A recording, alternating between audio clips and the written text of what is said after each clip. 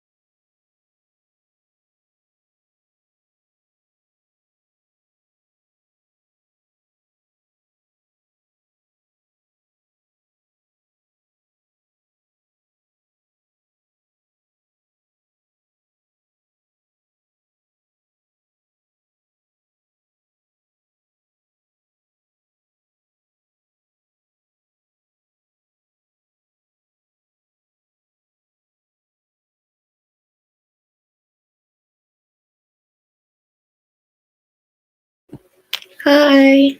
Hi. Hi, Grace. Hi. It's kind of a lonely stream right now. No one's really came in yet.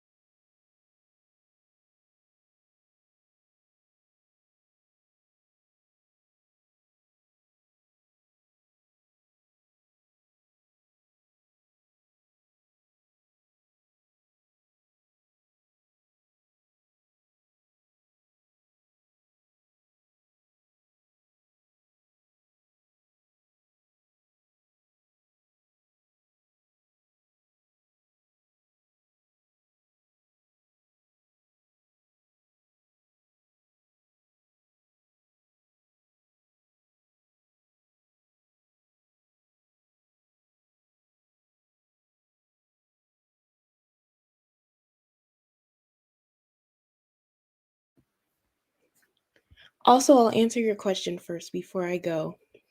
I'll be back though. Um, I love Pink Panthers. She's one of my top favorite artists. And all of her unreleased songs, like, it's such a shame they're unreleased because they're actually so good. But I'll be back in like not even 5, maybe even sooner.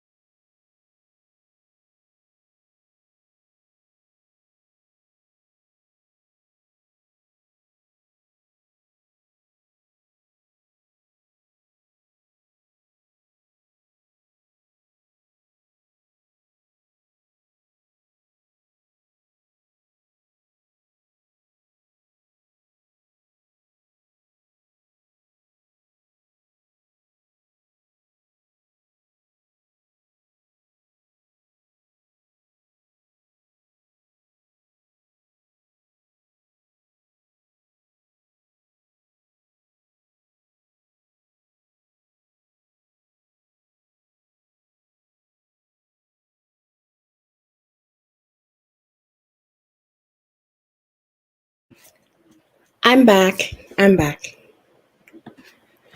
She has so many unreleased songs.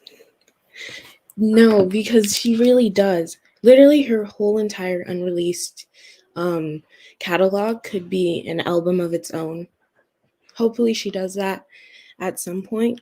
Because, like, they're really good. Like, they're really good.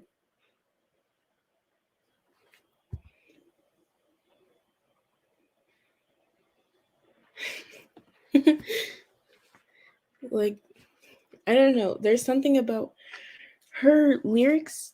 They're somewhat childlike, but in a relatable way. Like, they're very much lyrics that would fit like a young adult or like older teen who's experiencing love and stuff for the first time, and just any type of problem for the first time. Like, super inexperienced. Not like her lyrics are bad, but like they have this sort of young feeling to them, and I really appreciate that. She's one of my favorite like English speaking artists.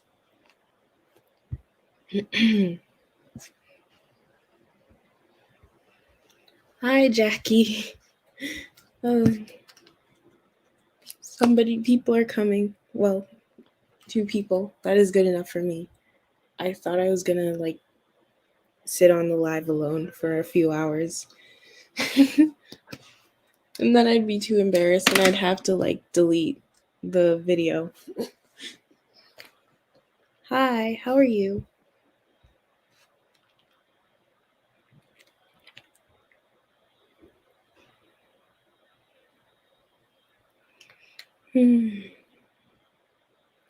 Oh yeah. I don't know if you guys have seen my community tab, but there's like stuff that I've seen about Garam and Unso and everything, and it's making me go like, what in the world is going on? I was like, okay, maybe we might get to know the full story, but like I don't know. I don't know. I'm really I just want to know what happened. Like I know it's none of my business, but honestly it is my business. Like it started being my business once they posted everything to the public. I think that's when it started being my business. But yeah, the person who I most feel bad for in this situation is the girl that got her picture taken of. That is so horrifying. Like imagine at 12, you see your like naked picture on social media for everyone to just laugh at it or whatever. Like that would feel so like awful. Yeah, that's what I'm saying. Like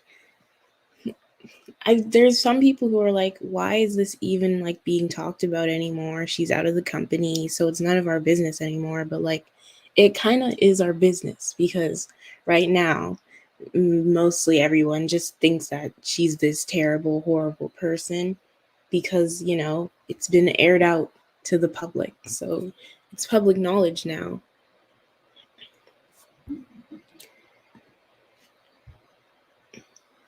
That's what I'm saying. Like, okay, Garam and her friends yelled at this girl. That is true. Like Garam and her friends, they did swear at this girl and curse at her. But and this is school record, by the way. This is school record. And we can go on to say that this is most definitely true because the law firm didn't deny it. That Unso was punished with level 6 punishment for taking basically CP and posting it online and everything. Like, and nothing, no one's talking about that. Like, personally, I think that Garam leaving will be best for her. I won't say I don't care about Lesserafim, but I think Lesserafim are fine either way. But I think this is best for her. But like, really, um, I just think it's so crazy that the fact that CP is a part of this issue is not being taken into account or cared about at all.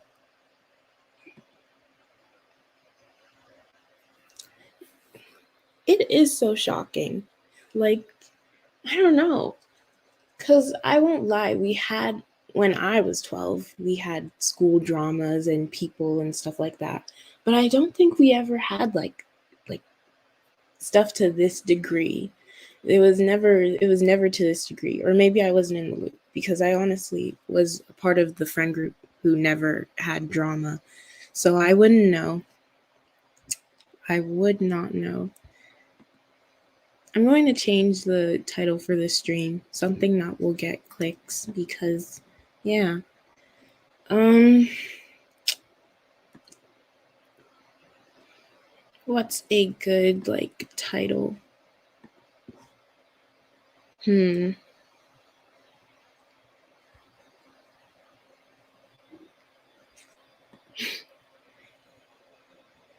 Life was so simple. I'm like thinking what is going on? Because thinking about it, Garam is a year older than me, which is crazy because she's considered a young idol, but um she's older than me by 1 year, and I'm just thinking like, no, this isn't a normal occurrence. Like usually, like I've seen friend groups have fights in between themselves, but like at 12 it wasn't this bad. It was not this bad.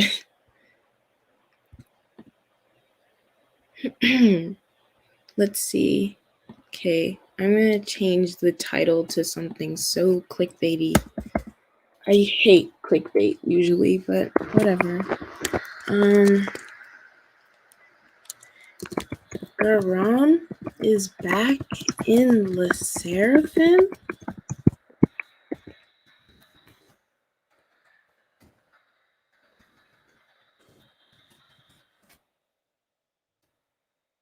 I hate lying through my teeth. But I hate it. You're 06 too? That is awesome. 06 gang.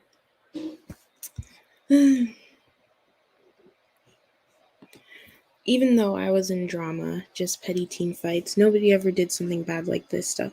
Exactly. Like, no one ever, no one, I don't remember anyone like sending like CP. I don't remember that being like revenge, revenge PORN. I don't remember people doing that in what, 6th grade? It just seems so crazy. Well, they're going to have to because of that one group that's debuting under Hyde, that one other girl group. But after Lesserafim and that one other girl group, it might be a long time again. Just so sucky. But also, I'm starting to think maybe girl groups are just not for Hyde. Maybe they're just not maybe they're not versatile like some of the other companies. Maybe they just don't know how to manage girl groups. Although, considering the whole Enhypen situation, like maybe they're just not good at managing groups in general.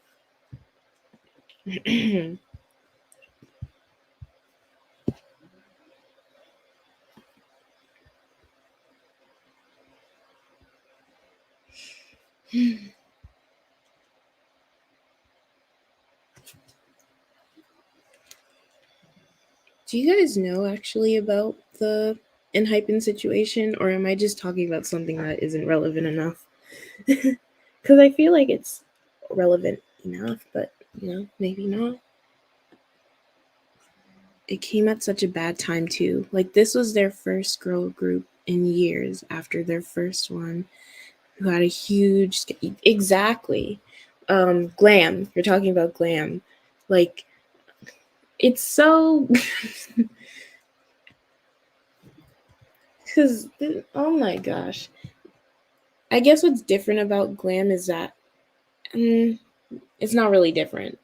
Glam was apparently about to peak career wise. Like they were about to start getting really popular, and then this thing happened.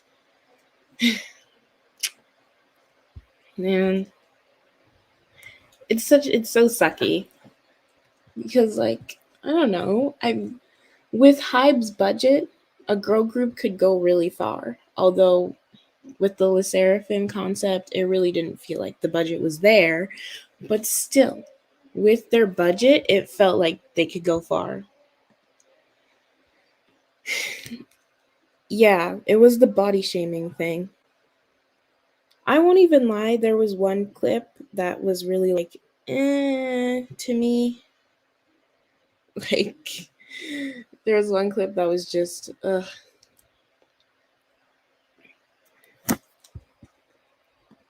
Girl, I can't even listen to Sour Grapes anymore. See, it was crazy? During this whole situation, I fully separated the artist from the music. I was like, I don't even care if they disband the group or whatever. I will listen to that album because the music was just that good for me. I couldn't get rid of it. Like, I needed to listen. But hopefully when this kind of cools down more, you can listen to the music again, because it's good. If when you separate the art from the artist, it's good. It's really good. The Enhypen situation kind of makes me sad. Even if someone was okay with it, they shouldn't say it in public. That's what I'm saying. Like, and even it's just not okay. Like, I think we can all agree we've seen friend groups in school or even in our own friend groups where like a certain person is made fun of, and like it may seem like they are okay with it, but still it's not okay. And also, I was watching does anyone know the YouTuber Brisseni? I know I'm saying that wrong, but you guys probably know who that is. uh she made a new video about it, and she was talking about some of the comments under her first video about the situation, and it was people going, oh well, if this is how Enhypen feels about Sunu, calling him a elephant and stuff when he's really skinny, how do they feel about me, who's bigger than Sunu? And like that's so true, and that's like such a I'm not a fan of Enhypen. I don't really care about them. I casually listened to them when they first started dropping music because like it was actually good back then, in my opinion. But if you're a fan dedicated to Enhypen and you know weigh a little more, like does that mean Enhypen thinks you're an elephant or you're ugly and all of this stuff? Like that's things you're probably gonna be thinking about. Like even if that's what they truly think. If that's what they truly think about people who aren't super skinny, at least they're being honest about it so people can see the red flags and unstand them. But if they don't actually think this stuff and they're just trying to be funny, then they should just stop, because joking about people's bodies like that and comparing their weight to an animal and stuff like that, especially their teammate, their band member, it's unhealthy for the group, for the member getting made fun of, and for the fans. They're public figures. They forget that.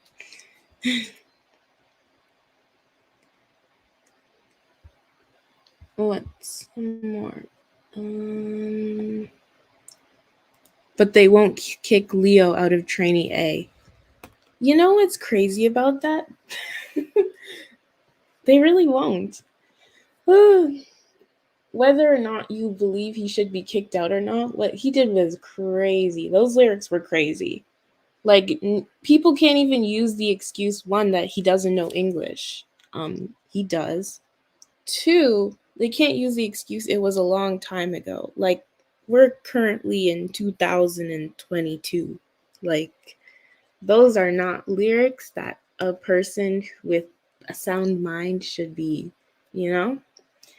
But I feel like Hybe gives their boy groups more chance to do better in the future than their girl groups. It could just be like, you know, Garam's situation was a lot bigger, which is true. But I there's something in me that's like, if any of the other groups, like if any boy group from Hybe got into a similar situation, Hybe would have defended them more.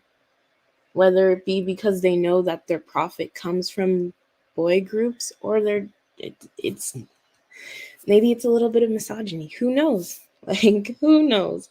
Is that a bad like take? You can tell me if it is, but that's just my personal opinion. Hi, Coco Angel. Hi.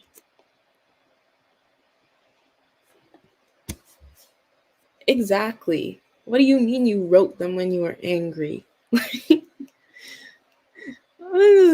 No, that's weird. That's really weird.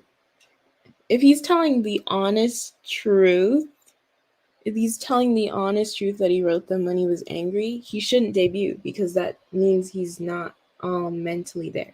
If his first thought when he's angry is hurting women and all of this stuff, then maybe he shouldn't be a K-pop idol. Maybe. Like, maybe.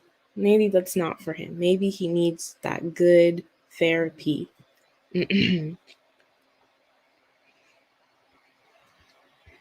Something feels off about the Garam scandal, not gonna. Everything feels off about it. And apparently, do not take this as like fact, guys, but this is from screenshots I saw from Garam's friend's Instagram. See, that's why you shouldn't take my full word for it, because I don't even know if it's fully factual. They have proof, but Hybe told them not to send it out because Hybe had already said that they were suing so for the false information. But apparently they were never going to sue her.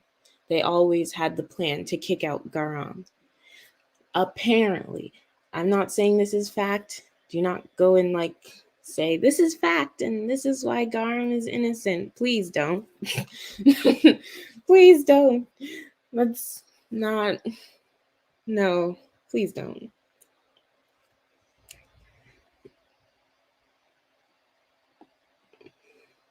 This, my friend, is called clickbait. She's out of the group. You don't gotta worry about it. She is very much out of the group.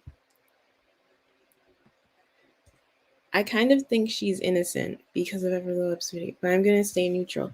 Not even just Everglow Up's video. I've seen a lot of other videos about debunking and basically showing things that were very inconsistent, and also just the fact that Unso is she was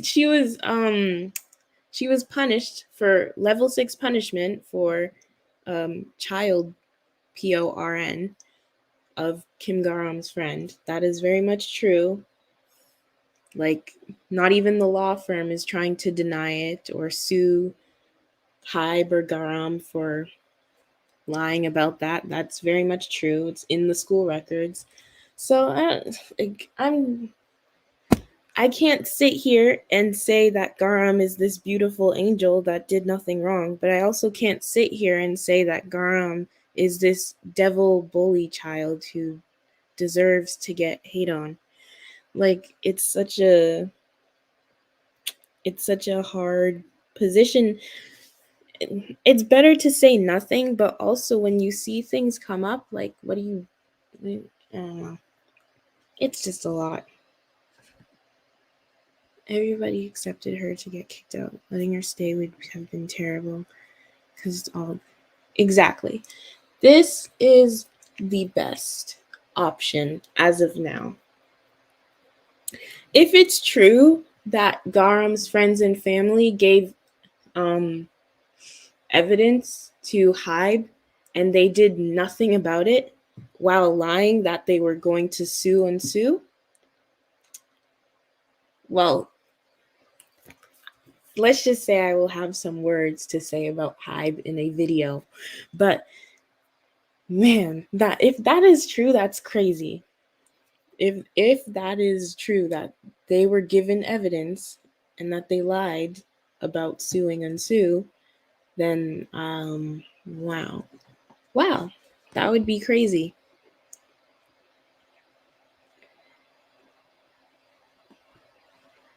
No, because I never paid attention to the scandal. I learned my lesson from Woojin. If this was another idol who was innocent, no, I'm out, to be honest. Because, oh my gosh, if this is another one of those, to me, it's looking more like the idol isn't completely innocent, but they didn't do everything that they did. And the things that they did do were taken completely out of context. That's what this case is giving me. It's not giving me this person literally did nothing. It's more of a there's a lot more to the story that we just haven't known or figured out yet. And we may never know. But if the whole thing about Garam's friend is true, then maybe we will know. Who knows? Who knows?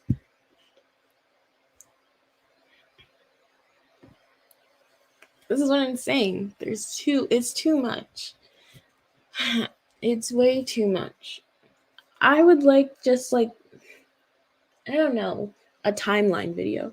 There's tons of videos like Everglow Up's video. There's another video from another YouTuber that I have been getting into recently. Chloe's K-popping reminded me of this channel again because I watched their Garam video and I was like very impressed. I'll put the channel name. I just remembered it because they made a video about Kim Garam and it was actually really good. It didn't feel biased. It just felt very much like here's everything. Here's why everyone's stupid. And yeah. What is it? Okay. I just put here and yeah. Here it is. Heatiful. Heatiful. He makes like K-pop video essays. All really good. I especially like his one about it girls. That one was cool. His one about K-pop rappers was really cool too. Like I recommend checking out his channel and subscribing. He has 734 subscribers, almost 1,000. He seems like he's going to be pretty big in the YouTube or the KTube video essay sphere. Like he's good. I recommend you check out his channel.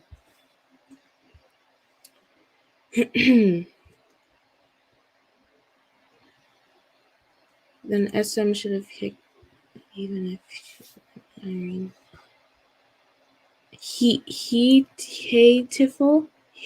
Oh, thank you. Hateful. I didn't know. I did not know. But definitely check out his channel, their channel. Let me see.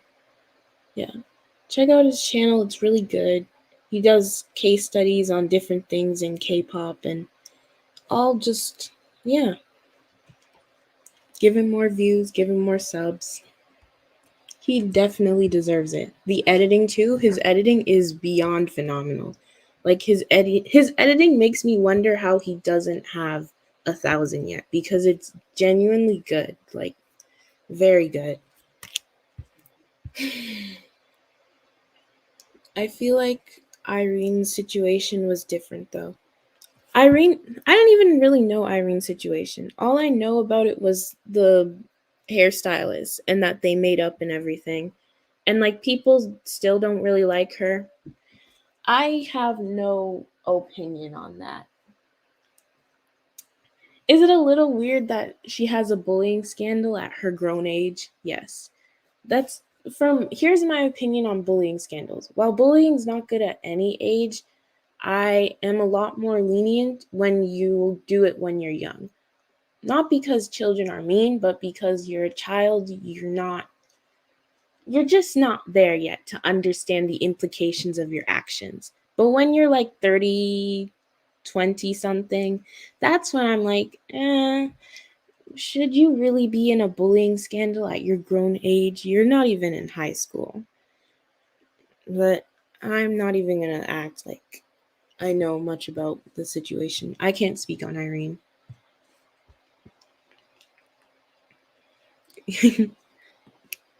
Yeah.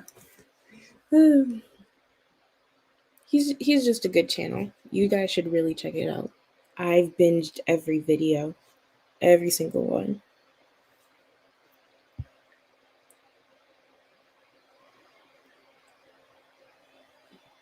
Oh.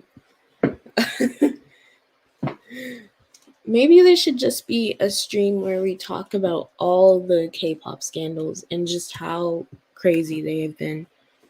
The cornrow situation. Oh my gosh. It's always Blackpink. It's always Blackpink. And it's always Jennie and Lisa too. Like I never see Rose and Jisoo in these types of situations. It's literally always Jenny and Lisa.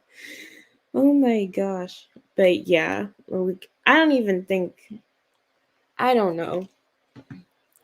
That was crazy. I don't, I will never understand what went through the stylist's head. I will never understand it. And I'm not even going to sit here and act like Jenny didn't know what was happening.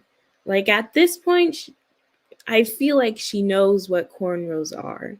Like she's in America. She's been in LA for a while. she's been in LA for a while. She should know a little bit.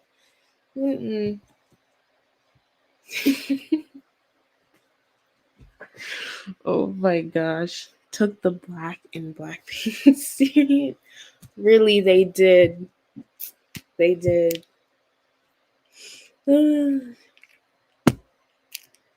Some idols cultural ignorance is low key just laughable at this point. Not because what they're doing isn't serious and not good, but some of it, like, I won't even lie. When you can tell that they genuinely don't mean it, it's like, oh, okay. But like some of them, are you kidding me? Like first tries, second tries, first, third chances, and you're still messing up. Still messing up. Oh my gosh. Hi, Ray. Hi. There isn't any way Jenny didn't see the hate least. Exactly. And also Jenny's in LA. She's been in America now. She she's not one of those K-pop idols who were literally just in Korea all their life. Like they weren't. She's not one of those idols. I'm not expecting her to know everything about Black culture or everything about like why you can't do certain cultural things, but come on. Like these are cornrows we're talking about. Oh my gosh. Hi. Hi, Revel of Haru. I'm kind of back. If you're asking if I'm back, kind of soon. Sort of. I'm kind of starting to inch back in, like doing lives, but like edited videos, they might not come back to like um oh, you mean Garam. You probably meant Garam. She's back. Um Garam Garam is not back. This is clickbait, but you know what? I'm back. I'm back and I don't have a bullying scandal yet. Who knows? But yeah, I'm back. What is what is going I was working on my assignments all day. I didn't see any. Um oh my gosh. Clickbait's bad, guys. Don't use clickbait. Except I'm using clickbait, so don't follow me. Garam is not back. She's Garam's not back. She's not coming back. But there's a lot of stuff that I've seen. What is going on? Also, you're working on assignments. Is it like summer school thing or work or what? Oh, hi, Nabihor. I love clickbait. Well, I don't like doing clickbait personally. Like when I make my own YouTube videos, I might stretch the truth a little bit, but I won't like lie in them. But I like seeing other KTubers do clickbait. Like, for example, am I allowed to like shout out names of you KTubers if it's not negative? Like I like Vixo's clickbaiting. Like it makes me laugh. It makes me chuckle. Even with songs that I don't like, if she's like, this song ruined K-pop in her title. Like it makes me laugh a little bit. It makes me giggle. I was a little mean in preschool. I had a princess complex when I was younger. It was bad, guys. I'm sorry. Y'all are gonna have to cancel me. I was a bad 3-year-old. It was a terrible time. Bring Lucas back. What do you guys think about that?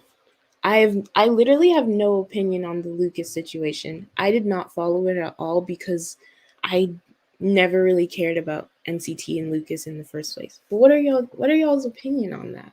On Lucas coming back, or what do you feel about whether innocent or guilty? I'd like to know, cuz I have no opinion on it, but you know.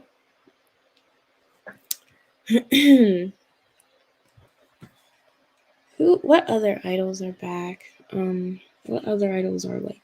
Oh, Sujin scandal. Sujin scandal, I didn't pay attention to it because I knew nothing about G Idol. I like maybe one of their songs. Um, hers is crazy. Hers is really crazy. That's all I gotta say.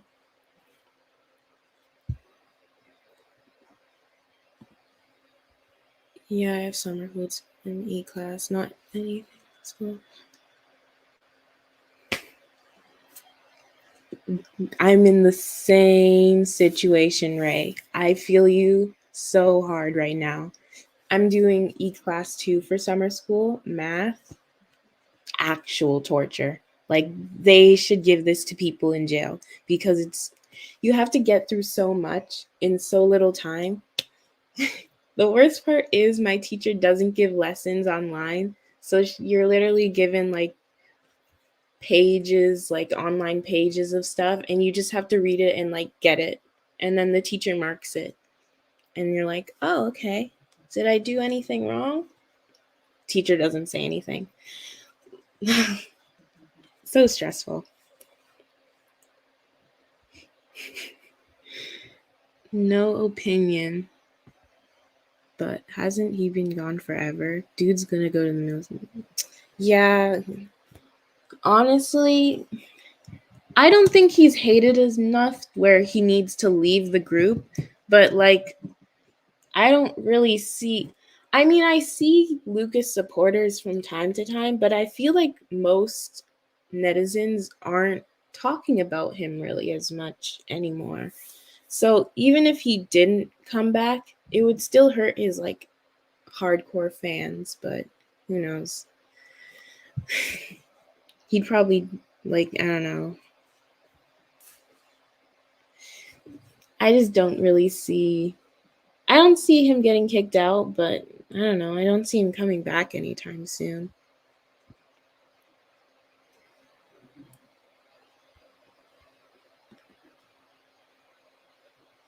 It's been a year and I think he's innocent because Sessings got involved and started it.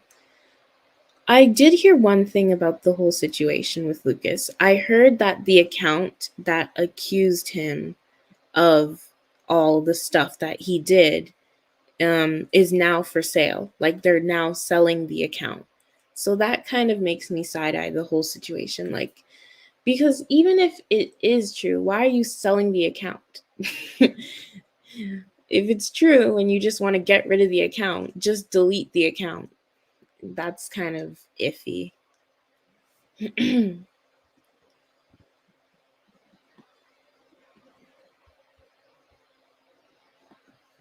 I always forget Lucas isn't Korean. It just feels so. I always forget certain K-pop idols are not Korean. Yeah, it was 2 accounts. Hi Cheryl. You didn't miss anything. We were first we were talking about like clickbait. Then I was talking about like stuff that I found out about Garam and stuff on Twitter, which can't really tell if it's true or not. Can't say anything about that. But yeah, nothing really missed. Now we're talking about Lucas. Yeah. Thankfully, my teacher said we don't have a final exam. She said we just have to do like 3-page essay. It's a research assignment. That's good. I think I'm going to have an exam at the end of my summer school unit thing. I hate it. I hate this. I hate summer school. Oh my gosh. It's actually killing me.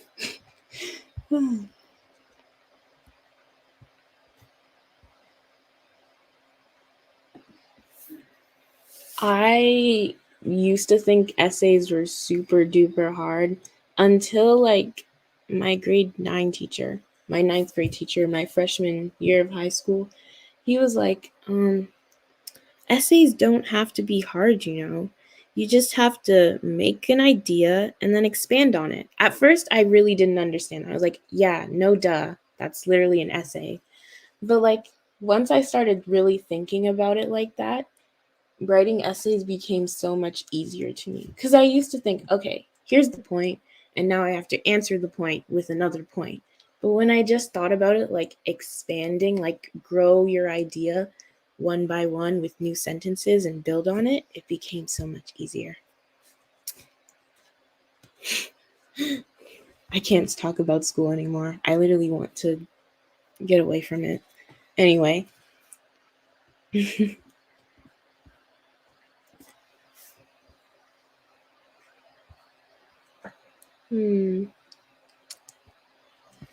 What other things can be talked about?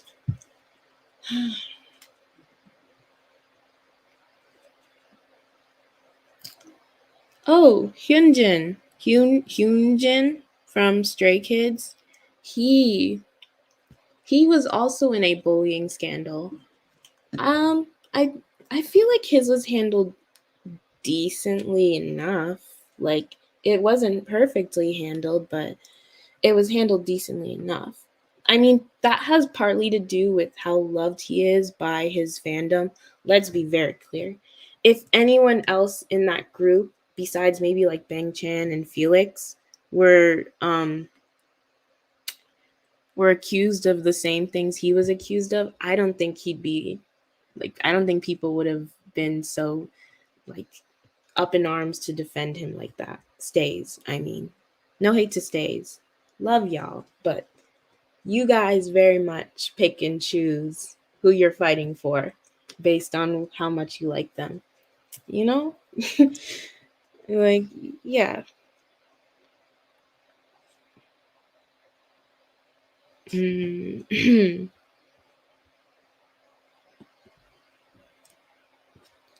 Mm-hmm. All nighters are essential to pass summer school with a decent grade. True. Like, yeah, it's very true. I think we can all say that it's very true from the Woojin situation and the Hyunjin, I don't know, situation that Stays very much pick and choose who they fight for. And you know what? I can't say anything about it except judge them for that. Hyuna flopped. I literally forgot she even. uh, you know what was the thing? I saw the trailer for the MV and the music. I watched it once and I said, this isn't going to be good. So I said that I'm not going to care about it. And I didn't. Hyuna and Dawn are truly proving that they cannot make good music without Cube.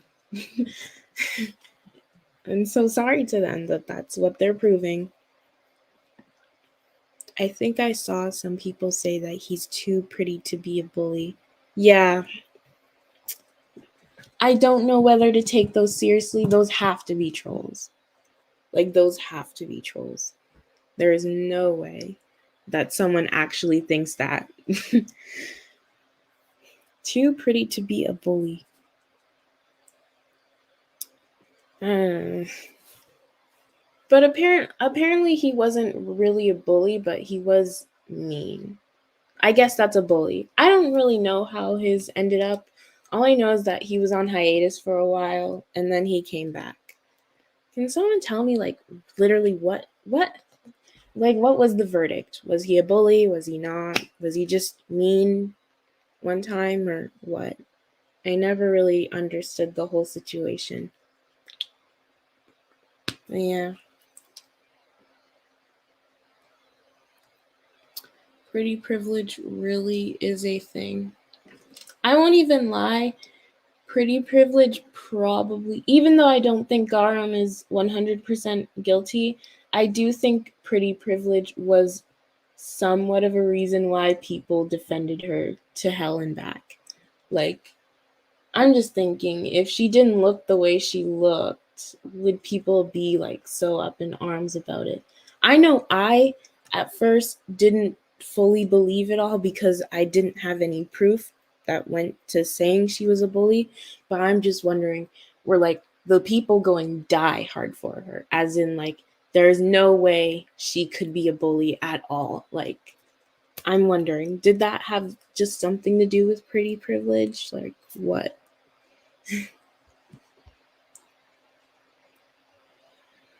I think it was something about he didn't want to shut the class door. Um, I don't even know.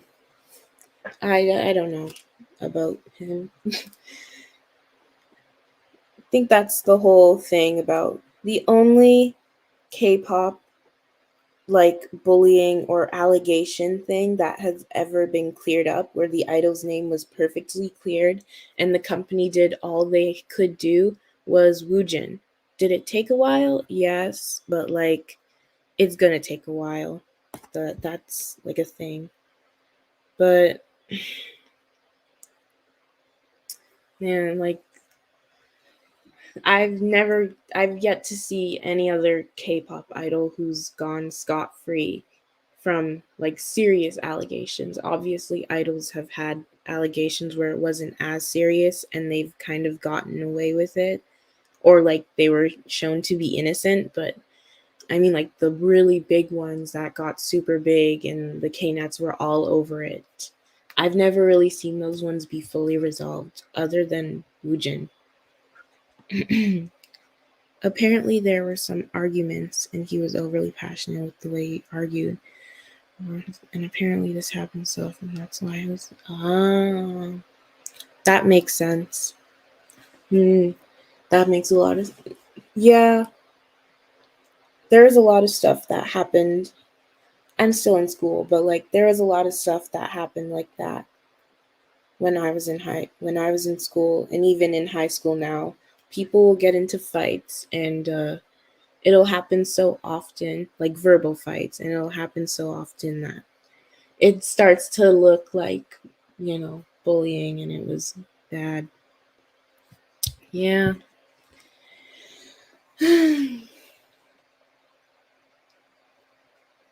Oh, and what was the whole thing with Sujin and Soshine?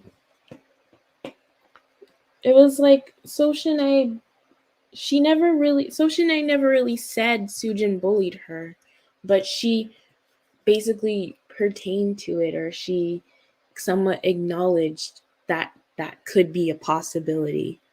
That's low key so frustrating. I don't know what that Soshine girl was thinking. If she bullied you, tell it. If she didn't, then why are you, I don't really understand that. It looked like she was trying to attention seek, in my opinion. And maybe Sujin did bully her, but she didn't really say or do anything that made me think that way at all. She kind of just posted something on her Instagram. I want to take it on. Please take care. Always good to take a break. You take care too. Hopefully, if you come back, that will be good. And that's okay if you don't, too. I think everyone in the chat has taken a break from K pop before. Like, I don't even listen to K pop as much as I do other genres of music. Like, there might be 2, 3 K pop songs I listen to daily. Like, I don't know. K-pop isn't something you have to feel tied to. Most definitely. For real. If I was Sujin, I would have ignored. Yes, didn't Sujin acknowledge Soshine? Honestly, um like what you said in your video, Cheryl. I don't know if you said it, but wasn't it like Sujin handled the situation so poorly by speaking out? I don't know if it was you who said that in one of your videos or some other KTuber, but like, yes, I wholeheartedly agree with that opinion. Sujin should have just stayed quiet. As much as it hurts, like I know personally, I hate it when people are lying on about my name or lying about me and I can't say anything, but for her it would have been the best solution. I don't know. I think, was it you who said it, Cheryl, or was it another KTuber? I don't remember, but yeah.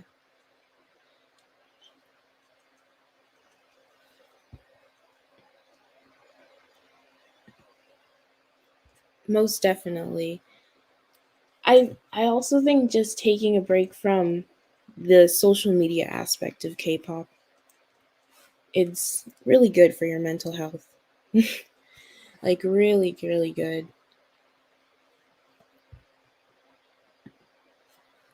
That's what I'm saying. Like that sentence in itself sounds really like sus. Really not cool. Like if it's true, I'll leave the group. What do you mean if it's true? You know if it's true or not. If she was going to write something, she probably should have just taken the stance of I did not do this. This is going to be cleared up, like something like that. That's the most she should have went. She shouldn't have spoken out at all, but if she was going to, that was the most she should have said. Not, if it's true, I'll leave the group. Girl, what are you trying to say? Yeah, she addressed it. If you have something to say it to my face. Oh, that's a big, it's just a big no. Like, if she was, I don't know, if Sujin was like, I don't know, a teenager and this was just some school drama and she was posting this on her private Snapchat story, then I'd be like, you know what? Go off, you know? But it's not that.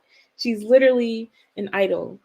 Like hundreds, thousands, maybe even millions of people are going to see that message and they're going to look at it a certain way like, girl, what are you saying? Especially if they already have the preconceived notion that you are this violent, very standoffish bully, saying something like, if you have something to say it to my face, is not going to make you look good. Like, it's just not good PR wise. It's not. I hate that idols can't speak their mind like that, but it's just not good. It's not. It did nothing to help her.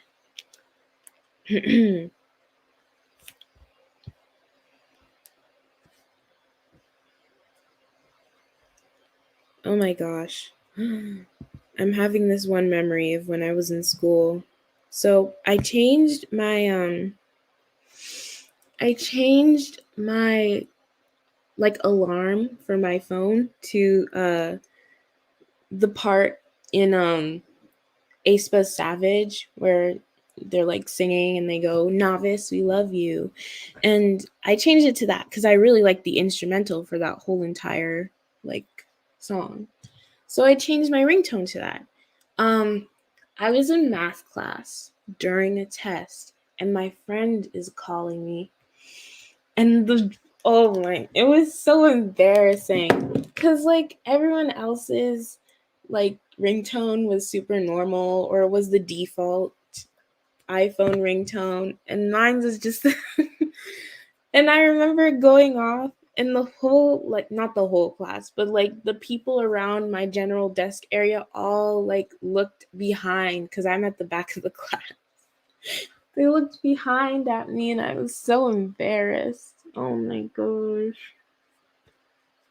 Oh my, like, I felt so embarrassed. I don't know why. Like, it's a good song, but I don't know. It's low-key extra to have as your your,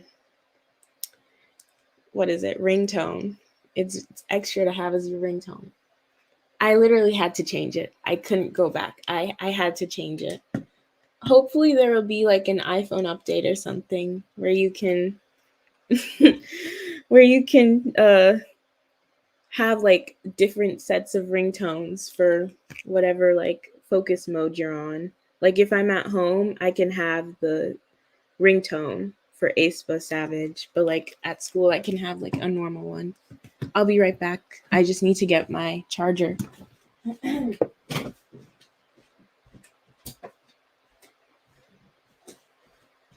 Okay, let me just charge my computer before it dies. There we go.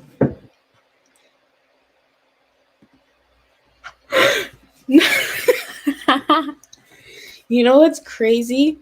Before I changed it to the aespa Savage one, I had it as TXT Bombgu saying dang. Like saying, I'll write it in the chat. It was dang. Or Wang. He said Wang. I don't know if people know that. That's low key an OG TXT moment, like from their debut. And it was a whole thing where Bombyu was saying Wang.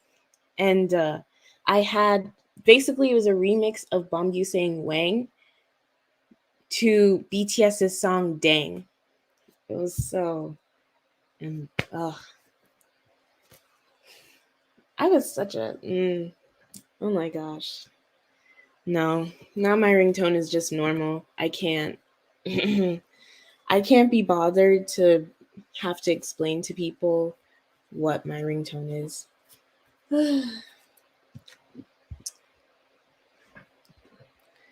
I loved OG TXT memes. They were low key so funny. Except for the feel like Cinderella, like that thing is not funny anymore. It's so overused.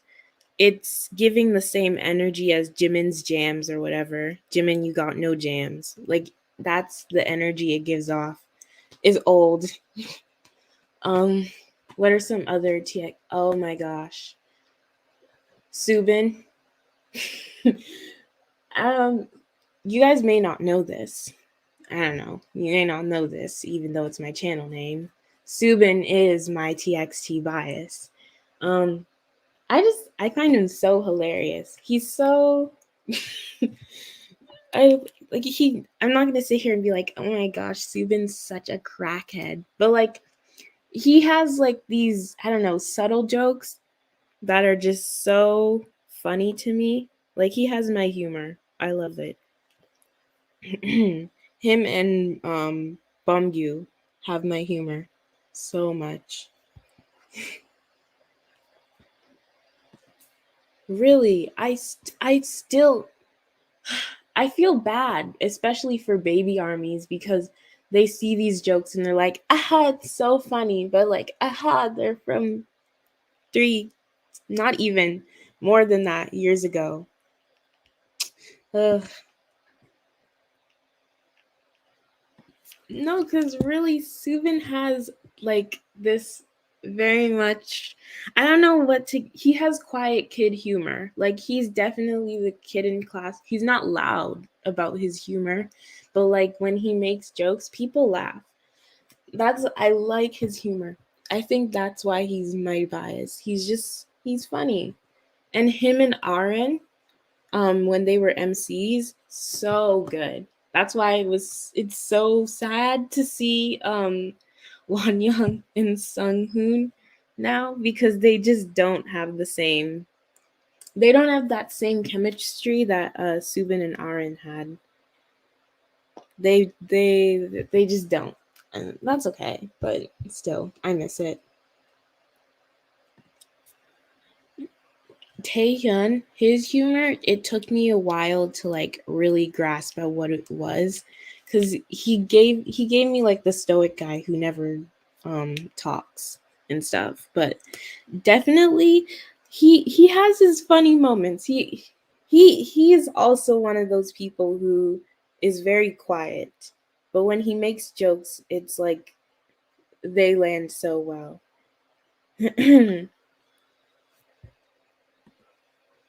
Yeah, I really want them to be. I would love for them to have like a MC callback week or something where they MC again, or where they MC beside Wonyoung and Sunghoon. I feel like if that happened, they would be so much better. Like I feel like it would create a better vibe for the MCs. Of course, Cheryl, go make your tea. I saw a Hive statement. I feel like this is gonna happen when she went. I don't have any opinions on her, but I like the group. Yeah, that her leaving.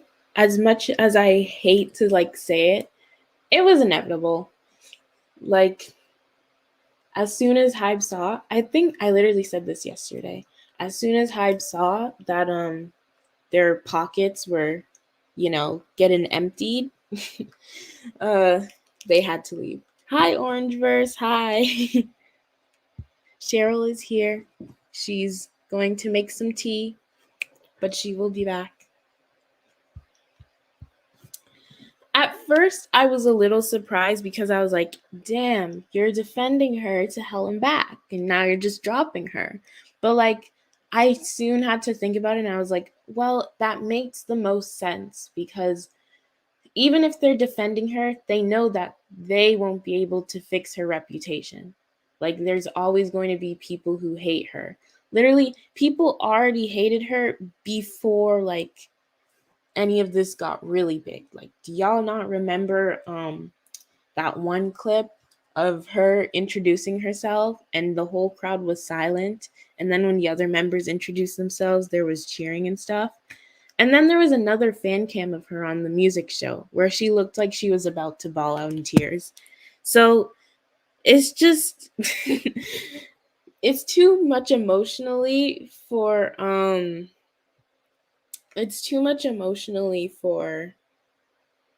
her to handle all that. So I think it's just better. Like I think we all kind of forget sometimes that she is a minor. She's young.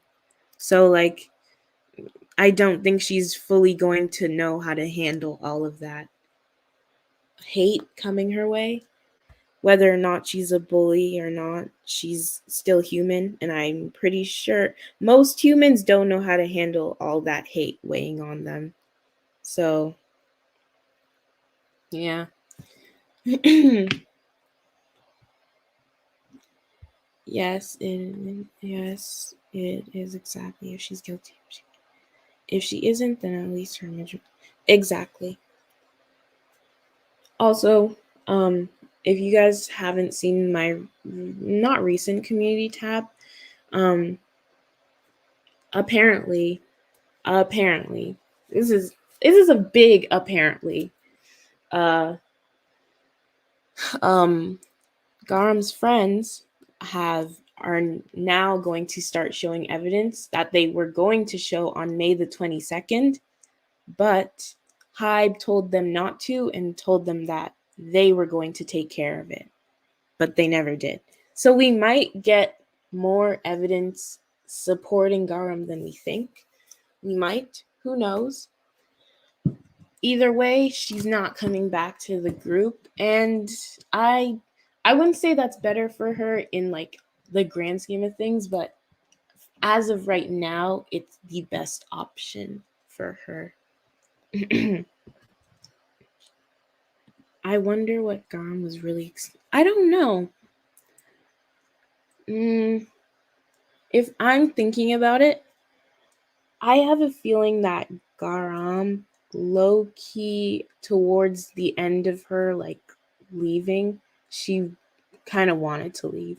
I'm sure there's a bit of her that still wants to be an idol. Like obviously there's some part of her that probably still wants to, join Lesserafim and do promotions and be a part of the group, but she probably I feel like towards the end she also thought it was best for her to leave. As much as she didn't want to, I feel like that's very much possible. I guess if she couldn't handle all that hate, it was for the best. Like, yeah, I don't know. Garam's thought process. I don't know Garam. I'm not her. I'm not her friend. I don't even live in the same country as her. I nothing. But like me personally, I wouldn't be able to handle all of that hate weighing on me, innocent or not. So it's best that way.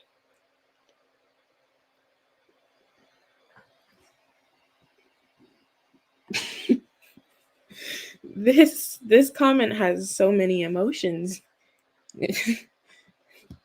The ending. Love the ending. I love these kinds of lives so much, even if we're talking about scandals.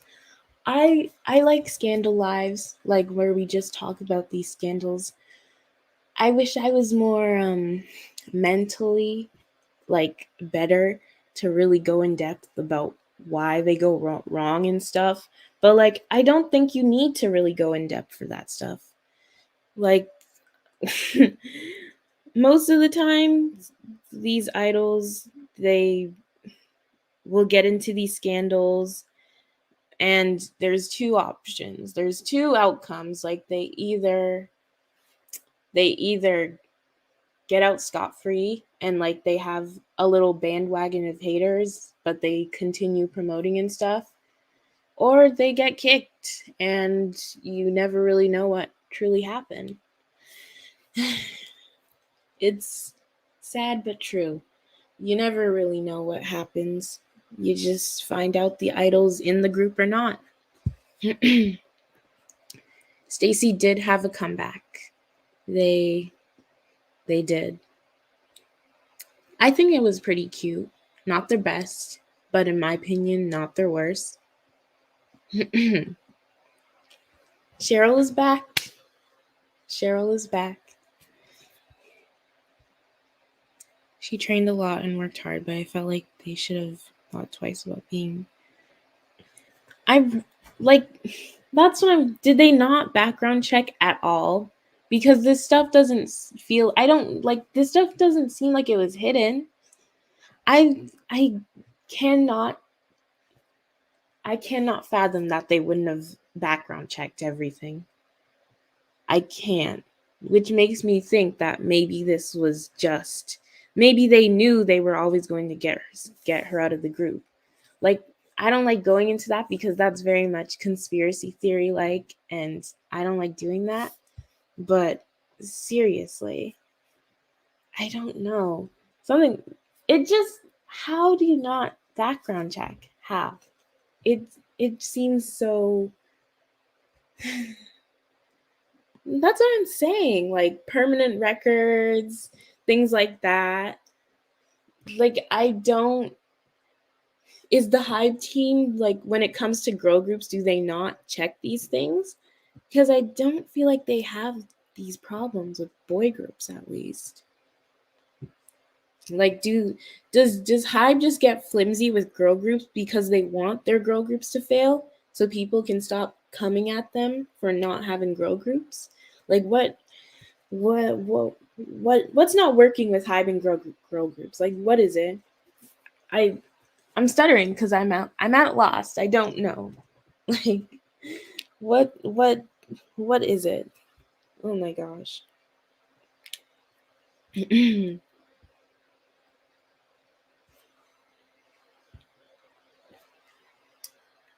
This whole thing has me stuttering because I just don't know. I'm so confused. Help me. Oh my gosh.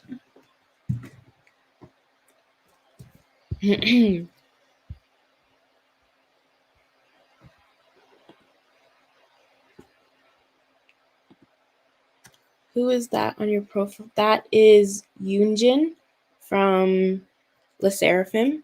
I cannot remember what photo shoot it is from, but I love this picture of her. I like that whole Lesserafim photo shoot. Very aesthetically pleasing.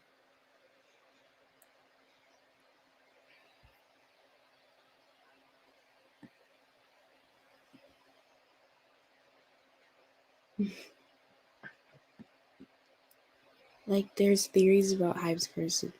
Yeah. Like, one time, okay. If it happens once, I get that. Everyone makes mistakes. You know, they could have never guessed that like one of their idols was manipulating an actor. But the second time, and this time it's something from pre-debut. This time it's a problem from pre-debut. But the fact that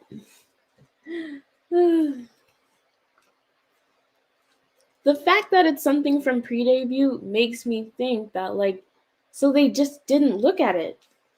That doesn't make sense to me. Not that does not make sense to me. If you are a responsible company who like an entertainment company, especially in Korea where literally if you rocked the wrong way when you were like 9, you're going to be crucified for it. I cannot see how they wouldn't look back and see something, especially if she's such a terrible, downright evil bully. I personally don't think she is. Do I think she's perfect? No. But do I think she's this cruel, disgusting bully? No. That's like I'm just thinking if she had a past like that, like you didn't look back at all. That's okay, Orangeverse. Bye. Yeah, it was the Dazed photo shoot.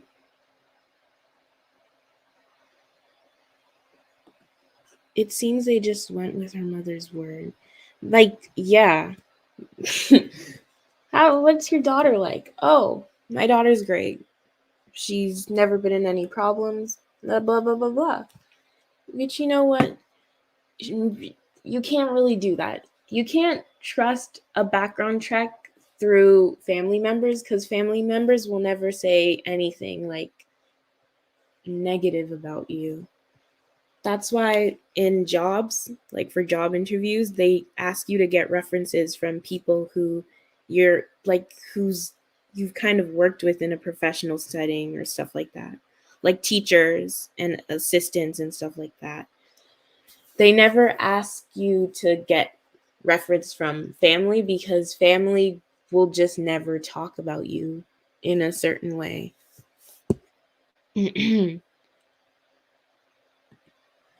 I do understand that. I get why. Because they don't want to look stupid for having someone who could cause such easy controversy. But still, like,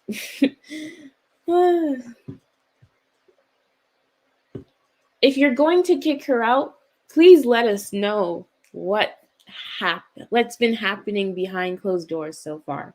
Because the last time we heard from Hybe before all of this kicking her out business was them saying that we're going to do something, we're going to court, blah blah blah blah blah blah.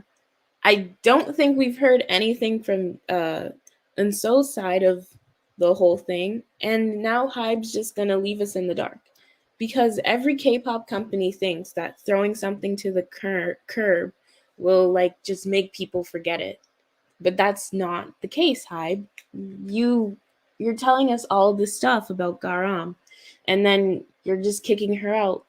No one's telling us anything.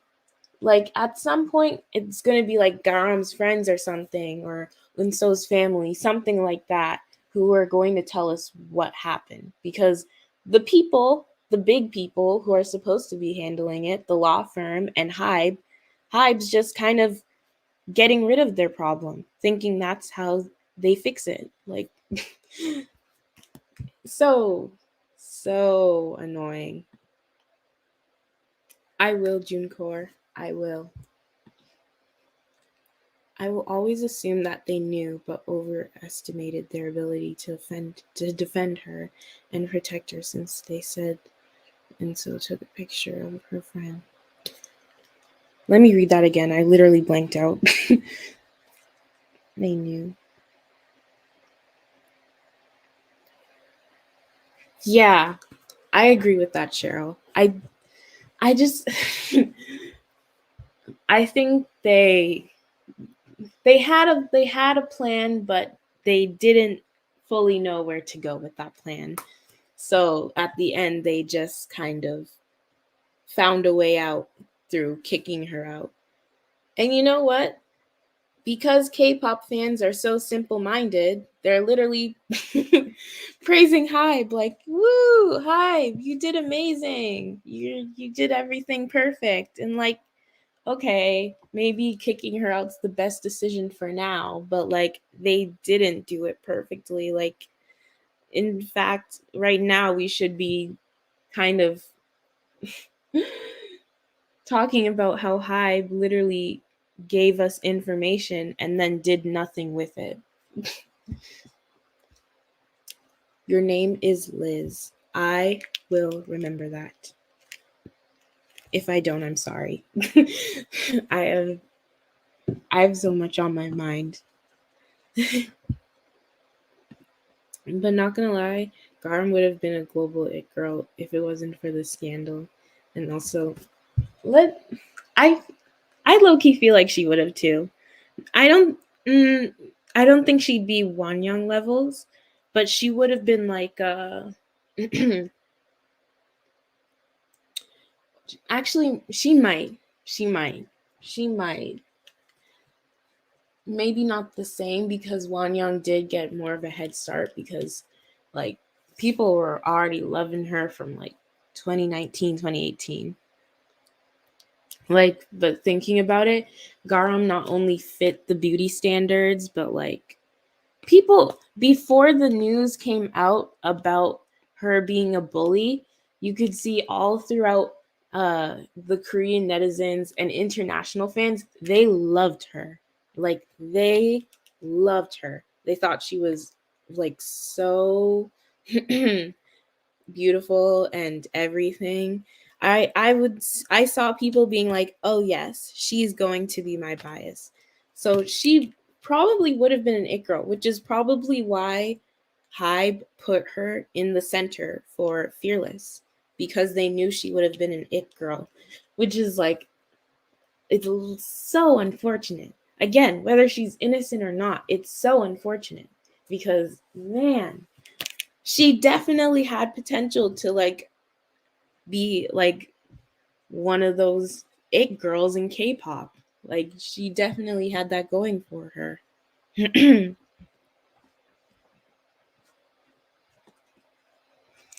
Things got out of proportion so fast. It's that 5. Yeah. I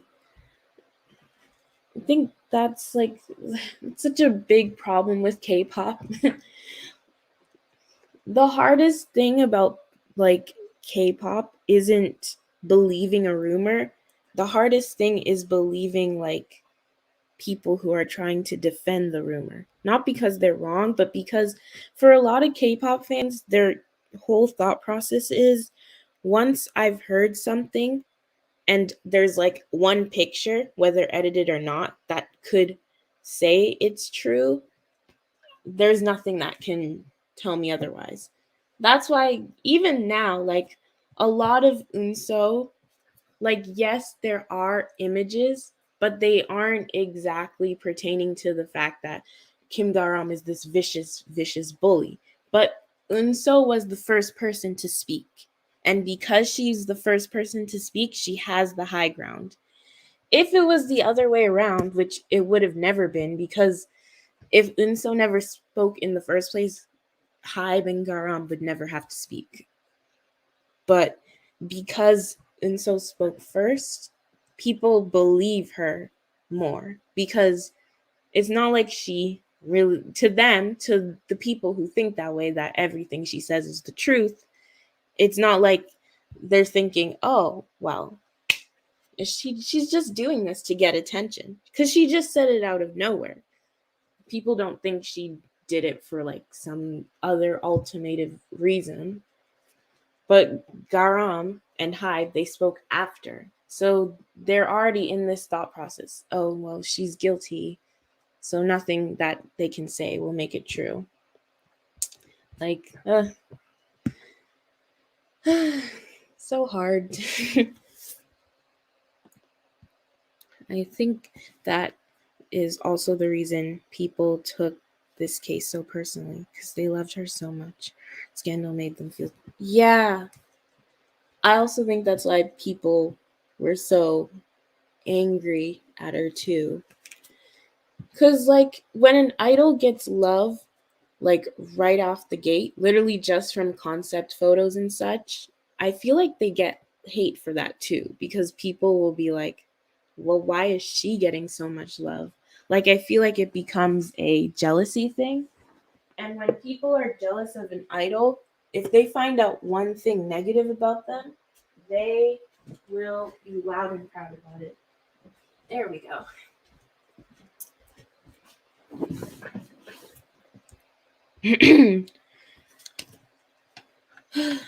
My throat is literally dying.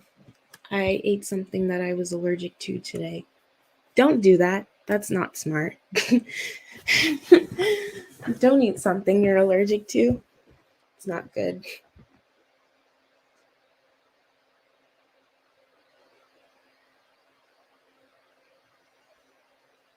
I still don't know if those photos of NT.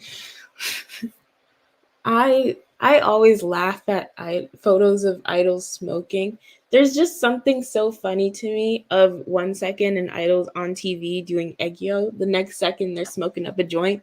Something about that's so hilarious to me. I need to see a pic of like an idol doing pot or something. That would be hilarious. Like, they're adults, so I don't really care.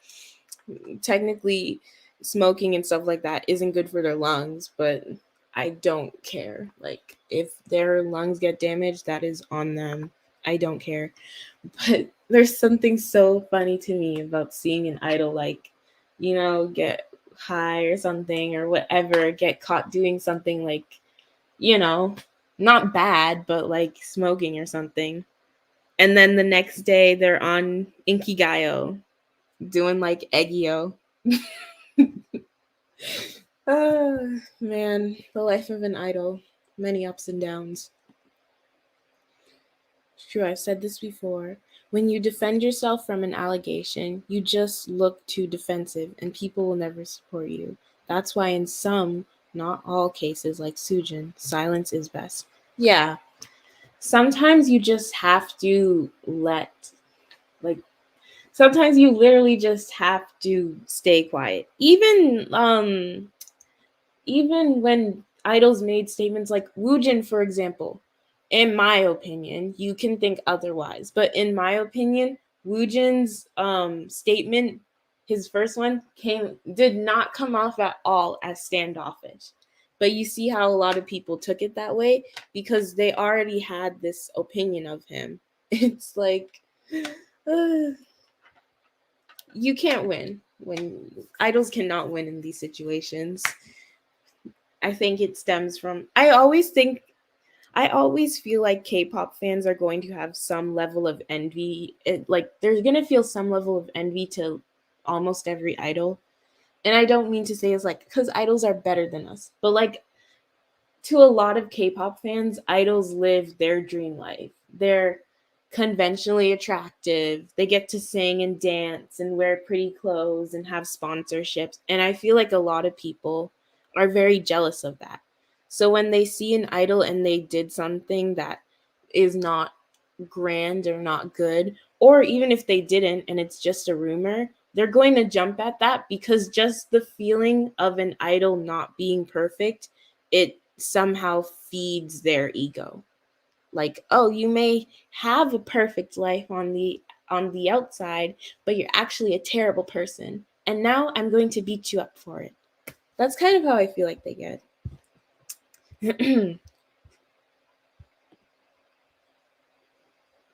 As soon as I heard about Garam's scandal, they should. That's what I'm saying. Like, again, bullying is not a good thing, and it's not like a we're all human sort of thing, but I seriously don't see where the death threats are needed. Like, the death threats are not needed in any situation, especially because a lot of people that were diehard for Unso, the alleged victim, were like, well, Garam led her to suicide, which, first of all, that wasn't true. It was the people online, not Garam herself. It was the people online. But a lot of people are like, well, Garam led this girl to suicide. Okay. And you're telling Garam, her fans, whatever, online to kill themselves. I guess you're no better. I guess people should tell you to kill yourself too. No. Like I don't understand people's thought process. People really think they're the better person for bullying others, and I can't. I cannot argue with those people. I will never argue with a person that tries to rationalize telling another person to kill themselves. They're lost. They Nothing you say will ever make them think that they are wrong. I'm trying to imagine how scared idols are that someone. Exactly. Like basically, in order to be an idol, if you plan on being an idol when you're older, you just have to try not to do anything at school. You can't make friends, you can't stand up for yourself, you can't do anything because that person could have a serious grudge against you and your career would be over. So, in order to be an idol, you literally just can't do anything. Like, you have to basically stay incognito throughout your whole entire school life, or just be the perfect student, which no one ever will.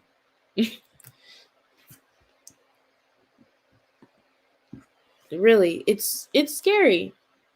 I don't feel like it's the same way for Western media because I'm gonna be honest, we have some terrible celebrities, like downright terrible people who are still very much famous, who are still very much earning money, like abusers,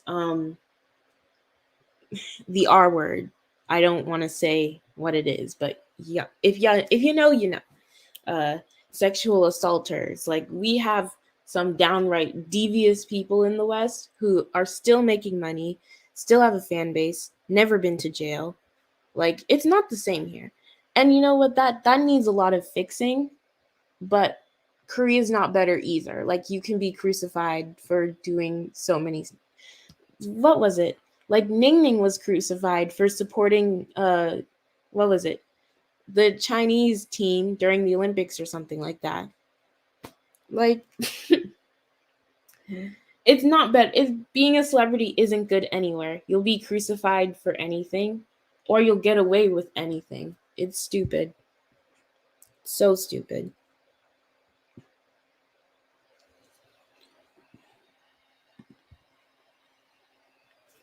Bye, Ray. Have a good night.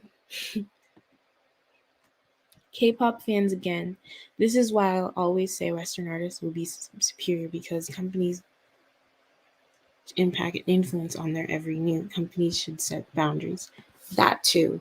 I will say when it comes to what fans want, I don't think Western companies really lean into it so much. They very much will do what they think is best. Is it always the best option? No, but they do what they think is best. Although I do think they still think with their wallets. Every company does. That it doesn't matter where you go anywhere across the world, companies think with their like companies always think with their wallet.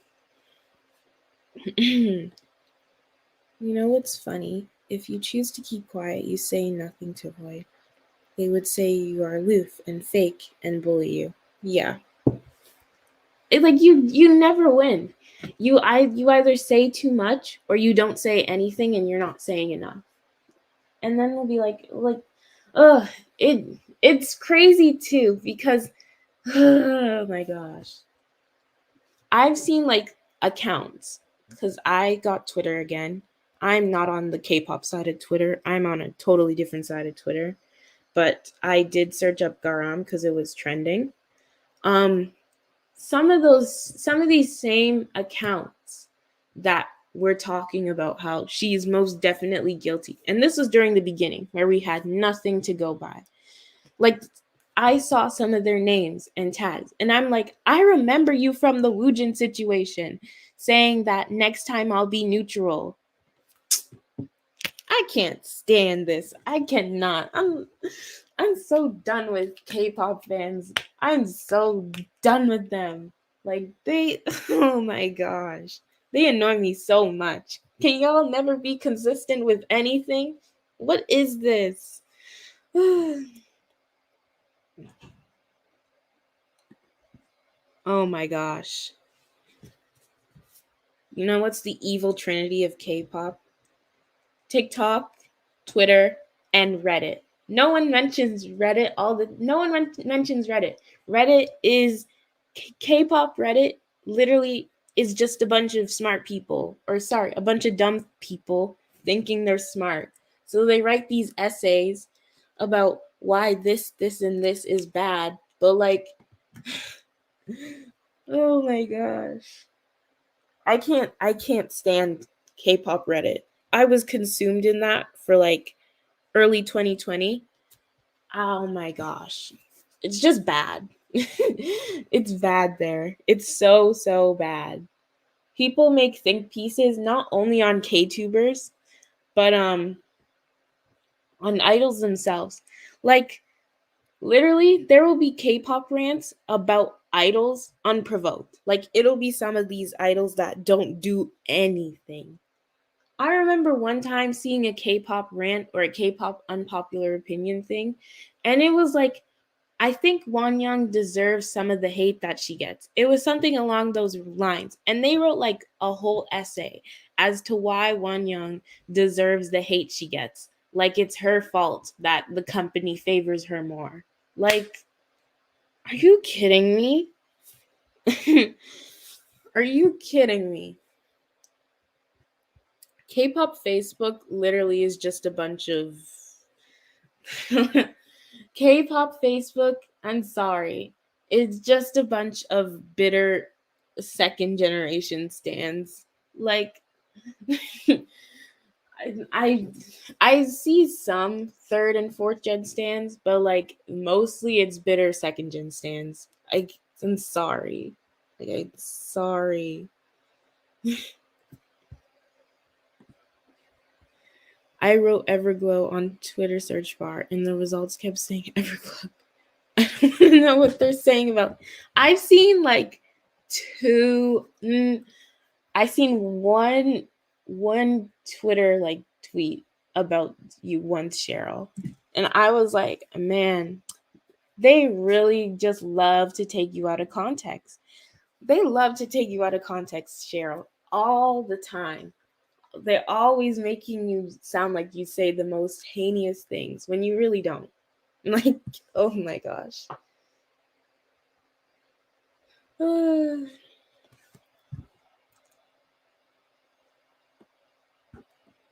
I will never understand Wonyoung's hate, though. I'll never understand it.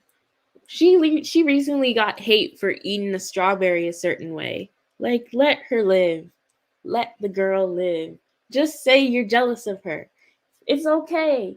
Just say it. If you confront your jealousy of an idol, it'll be easier for you to get over it. Like, oh my gosh.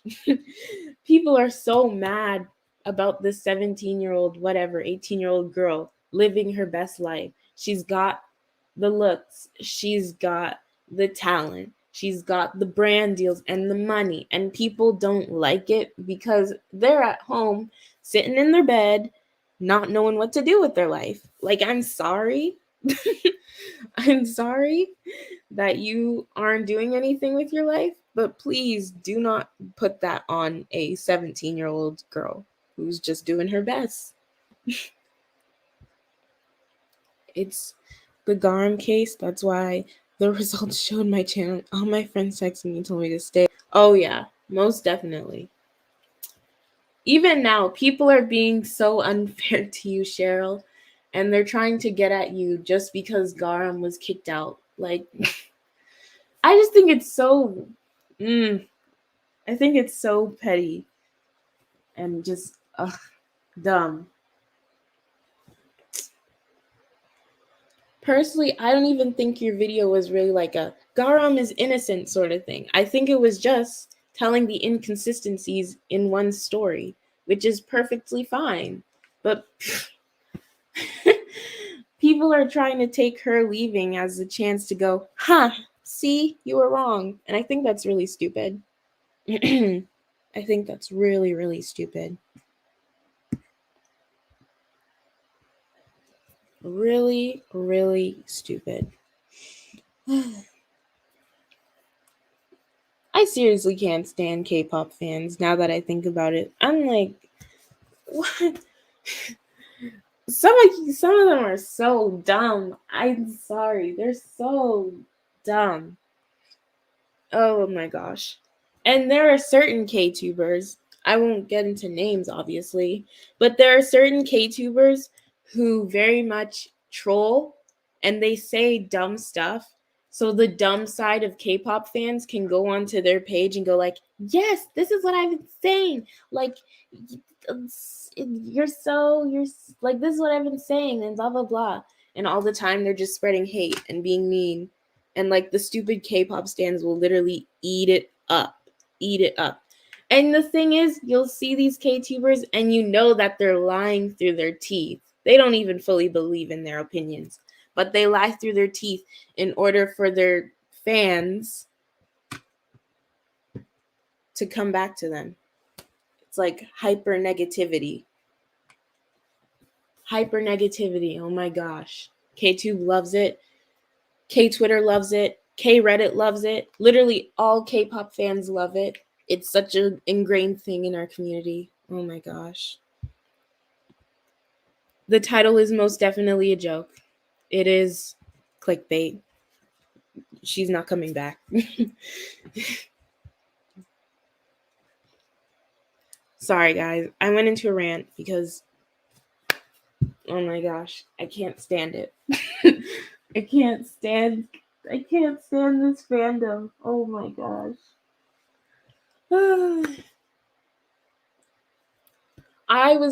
Before I entered K-pop, I was in the anime fandom. And while I was in the anime fandom before what's the anime called? Before My Hero Academia. And while we still had like very cringe, very weird fans, you know, the casual anime fans, it was very chill. So I don't like when I came into K-pop and I saw the mess that was fandoms. I don't know, it shook me. It shook me.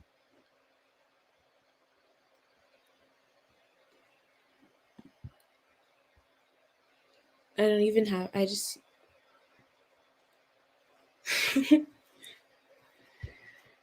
yeah, K-pop Facebook, I haven't been on it much, but from what I see, it's very odd. It doesn't give the same feeling that Twitter and Reddit and TikTok have, but it's very much odd there. They are they're different there. They're very different. The biggest lie I heard was them saying Itsy Sneakers was good when it sounds like an NXT side. Listen, I don't like sneakers either, but let's not let's not be that mean, okay? That you're saying that sneakers would have fit in with tank. Mm-mm. Fishy, fishy, freaky, freaky, freaky, fishy, fishy, something like that. That's how it went. I didn't listen to the song a lot because I don't listen to things I don't like. But no. If I were to rate sneakers out of 10, I'd give it a good 5.5. Like, I don't like it, but I'm not going to sit here and act like it's terrible.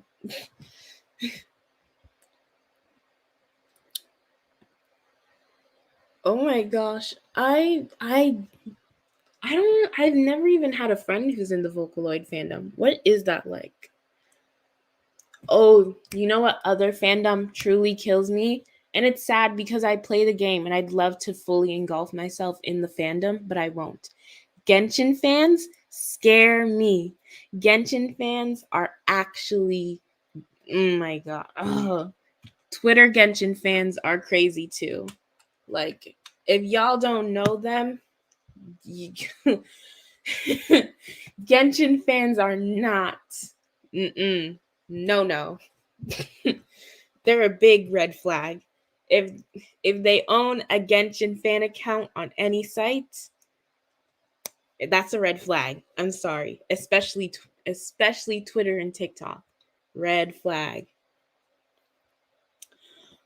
Oh, I play Genshin too. Love Genshin. Literally, there was like, what was it? There was a whole day where I was just going crazy because I pulled for the characters that I wanted. But I will never go deep into the fandom. They're super protective of their ships, and there's always this fight about who's the better main character to play, the girl version of the main character or the boy version. And like people that are just constantly fighting about ships and everything. Just not fun. Especially because a lot of the Genshin community is somewhat tied with the anime community, and the anime community is now low key tying with the K-pop community. They're all kind of an echo chamber of that whole toxic sphere. There's many layers to it, guys. There's many layers. Girl, honestly, if my company made me debut with retired and called that a day. If I had the vocals that Lily from NMIX had, and my company gave me O.O, I wouldn't know what to do. I'd get into a bullying scandal so they could kick me out, to be very clear. Because I'm just thinking, where would they take me musically?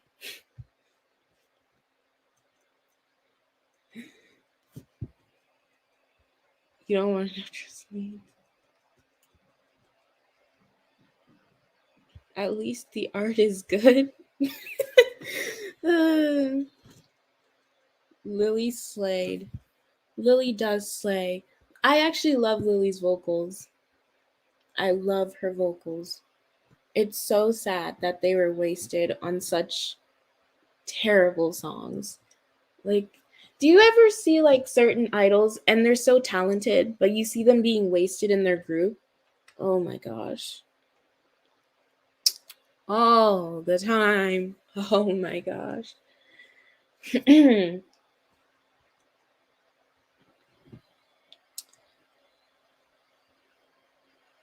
Honestly, I think Rose is a very good example, and like a very popular good example of an artist who's very talented, but they're being wasted on the songs that they're given. Every Blackpink member could be put in that position, but like Rose most definitely. She wasn't even utilized that well in her own solo song. Like this is the YG effect.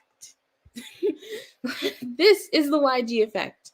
She will never be utilized well in anything because they don't know what to do with her. It's either big booming music that doesn't really fit her in my opinion, or Taylor Swift rejects. Nothing in the middle. Oh, I saw the promotion. I was hyped. Oh, I was disappointed. I was really hyped just in general for a new JYP group. I thought we were getting a new Twice. I'm sorry. I really don't need. I don't need any more ITZYs. I don't need any more girl crushes. I need twice. I need more twice. I need more G Friend. I need more of that.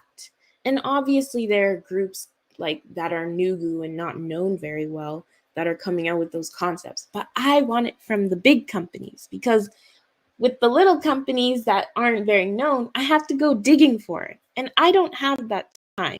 I'm not I'm not I'm not doing like that all the time. I have things to do. So I'd much rather like it if these big groups or these big companies would start debuting groups with those concepts. Like, it would be very much appreciated, you know?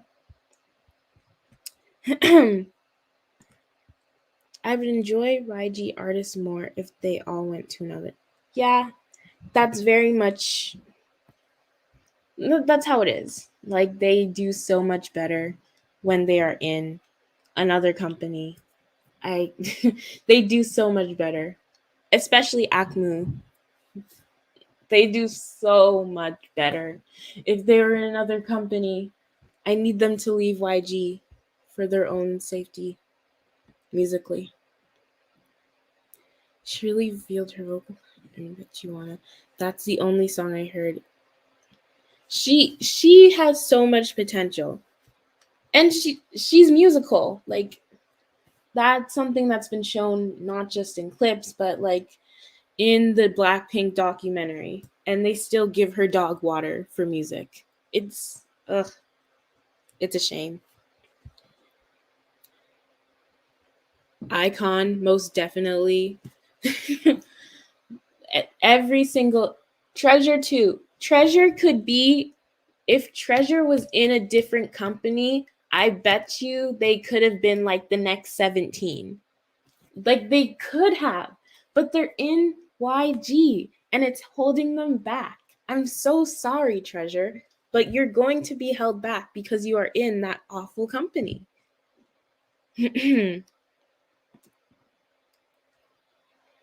No more. I was standing weekly, but when Venpera came out, I left. But I stayed with.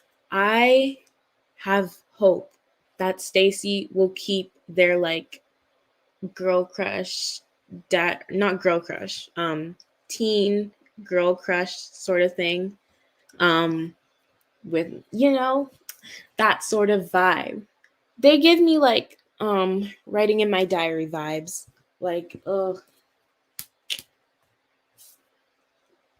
Stacey, they need to keep their like teen pop sort of vibes all throughout their entire thing. Obviously, it's probably going to become more mature when they get older, but you can keep the same vibes while getting older. I mean, look at Red Velvet.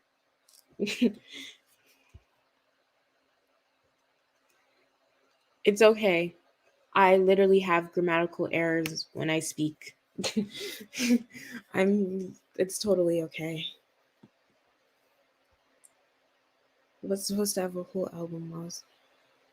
It's in the military now. This is what I mean. And then even Jenny too. Apparently she has songs and it's just never gonna be coming out. Save YG artists from their own company. I know they have pride for their own company, but like, it's not worth it. If YG hadn't made Rose sing outside of her vocal tone, she's so good and they still give her exactly.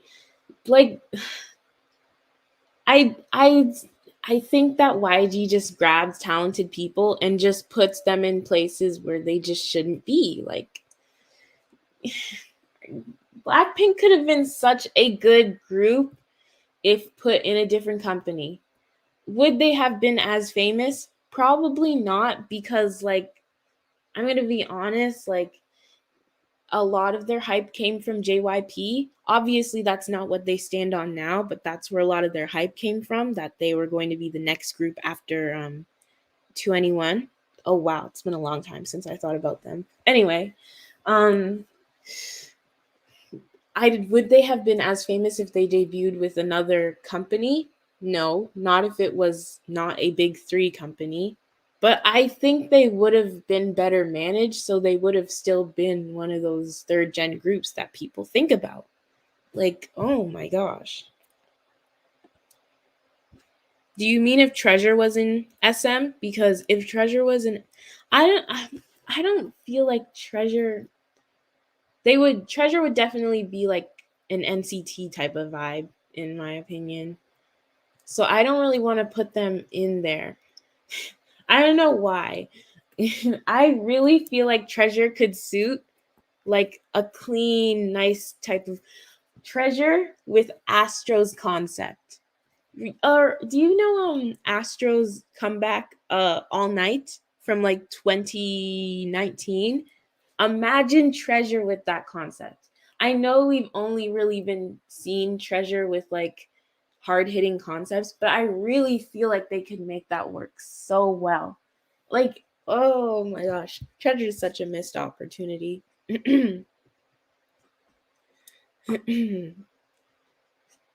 I'm scared Billy might move to Girl Crush because they keep covering so many boy groups now.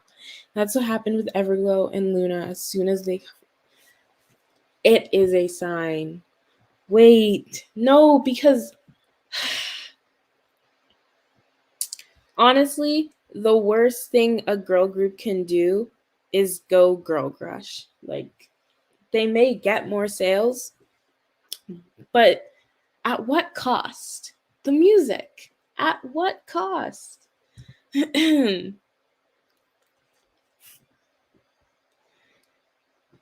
needs to realize there's other music out there than noise music. They do. They really do.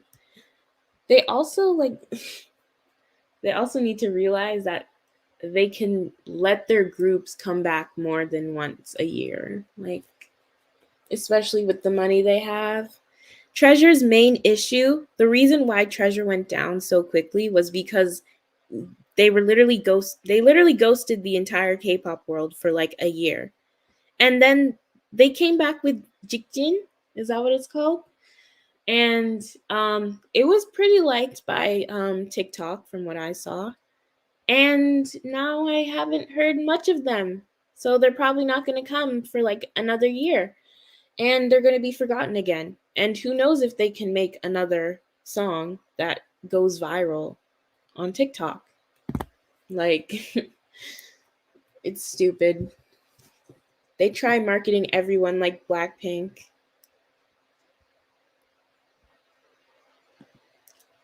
Hi, I used to stand Blackpink like during my beginning phases of being a K-pop fan, but now I don't really like stand them, but I somewhat keep up with I don't even really keep up with what they do. I follow the members on Instagram, but that's kind of most of what I do when it comes to Blackpink.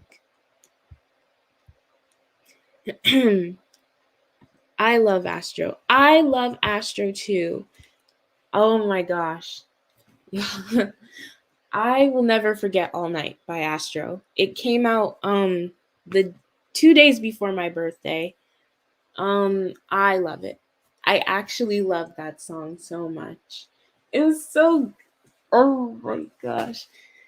Astro is what I want from boy groups. No, I'm not even going to lie. Astro All Night is the peak of what I want from boy groups. That's why I was so happy when I got TXT. And now they're doing Good Boy Gone Bad, and I'm not happy anymore, but it's whatever. Okay, I'm back. I can't sleep. You know what? Totally understandable. I've been there. Glad you're back, Ray.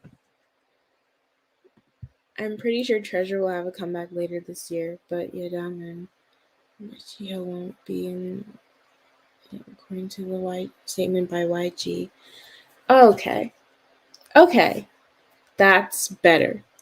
They should have stable comebacks because they're just not like they're not doing anything. People they don't have a good fan base. They don't have a good fan base. That's what I'm trying to say. Their fan base doesn't seem super stable from what I've seen. Like they still somewhat feel Nugu or somewhat forgotten, in my opinion.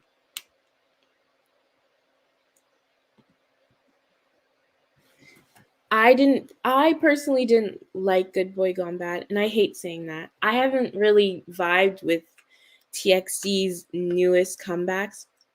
Emo TXT, exactly. I love what emo TXT like. I like the vibes of like Taeyong. I love his like scratchy voice when he's going fighting, bleeding. Like I like that.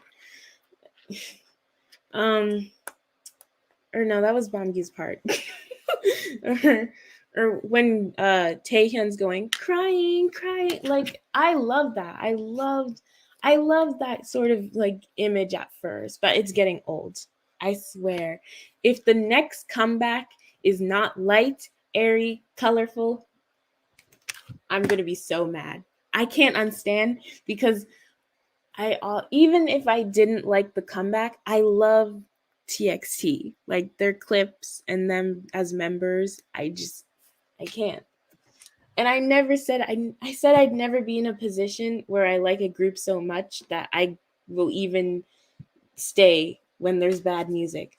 But TXT literally does that for me. I can't not. It's them. I can't. Even my channel name is based on a member of TXT. Like I will never leave TXT. I can't. Unless their music goes real bad. Like if their music goes really bad, as in like BTS really bad, I might leave them. Because I said the same thing with BTS. I was like, nothing can ever make me leave BTS. And then their English songs came out, and I was like, yeah, I think I can leave now. I felt no connection after that.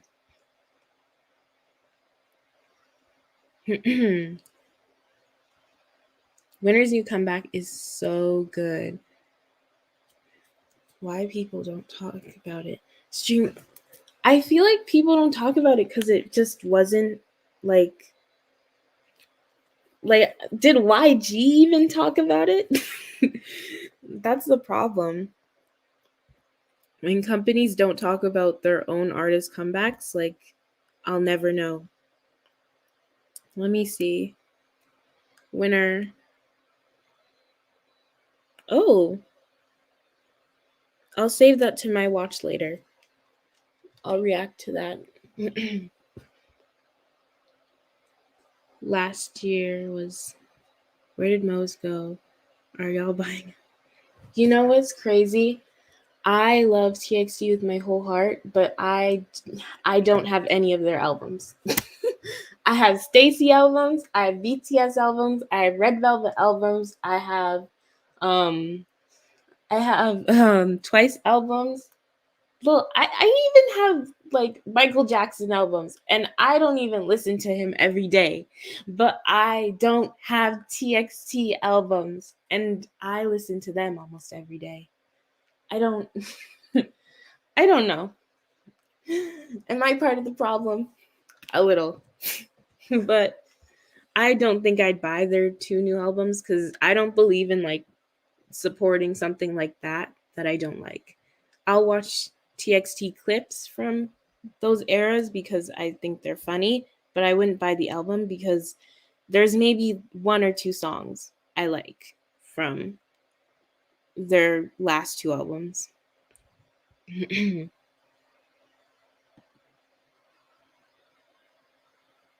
Yeah, I was too. I thought they were going to do something bright because we'd had a whole year of like, I'm sad, I'm TXT, I'm sad, and stuff. And then it was like Good Boy Gone Bad. I'm like, okay, well, I mean, I guess thematically it works because first they were happy and it was bubbly, and then they were sad and depressed, and now they're angry. So maybe like we're going to get like a colorful but like dainty sort of acceptance arc where TXT like they accept their anger And even though they're bad, they realize that we don't have to be bad. And then they start singing Kumbaya, and we're all happy, and it's bright concept again. And we get another fairy of shampoo. I think we'd all be happy. That sounds like the good ending to me.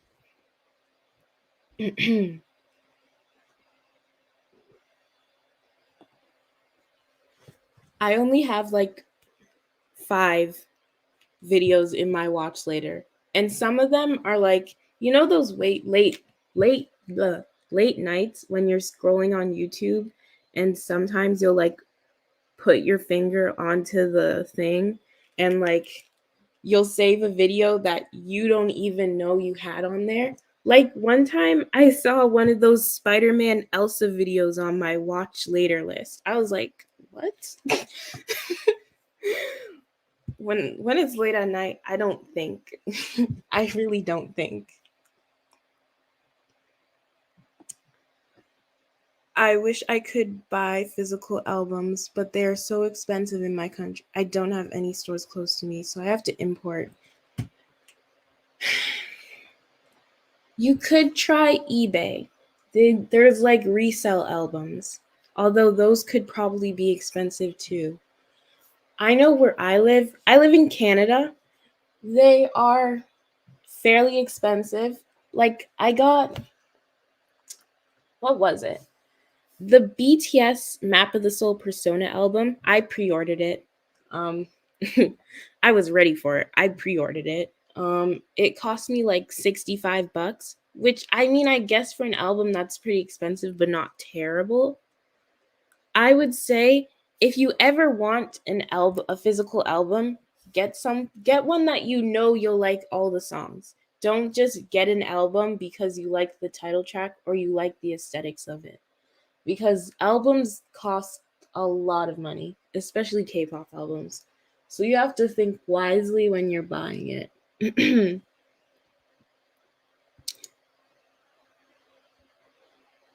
TXT Kumbaya era. I really think it's a concept, though. It really is. Don't talk about Enhypen. They're embarrassing me, including NGenes. Listen, said it before, I'll say it again. Enhypen makes Stray Kids rejects. You can't convince me otherwise. Pass the Mic literally is a Stray Kids reject. I nothing can tell me otherwise. Nothing can tell me otherwise.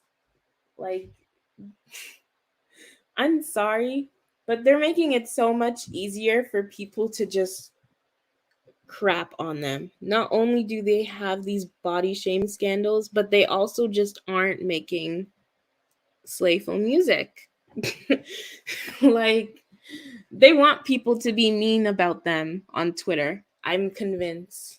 I am convinced.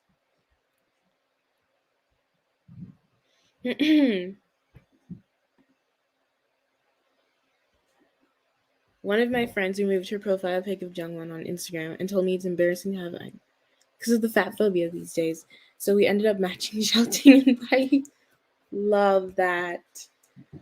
Oh, that's actually. Do you think a lot of NGenes will become like girl group stands since they're kind of embarrassed to like Enhypen now? Do you think they'll become girl group stands or like maybe they'll move on to Stray Kids because they like, the rejects. Enhypen aren't rejects. I mean the music. But, maybe. Respectfully, of course. Respectfully. Also, where was it? Where's the comment? Very much agree with this.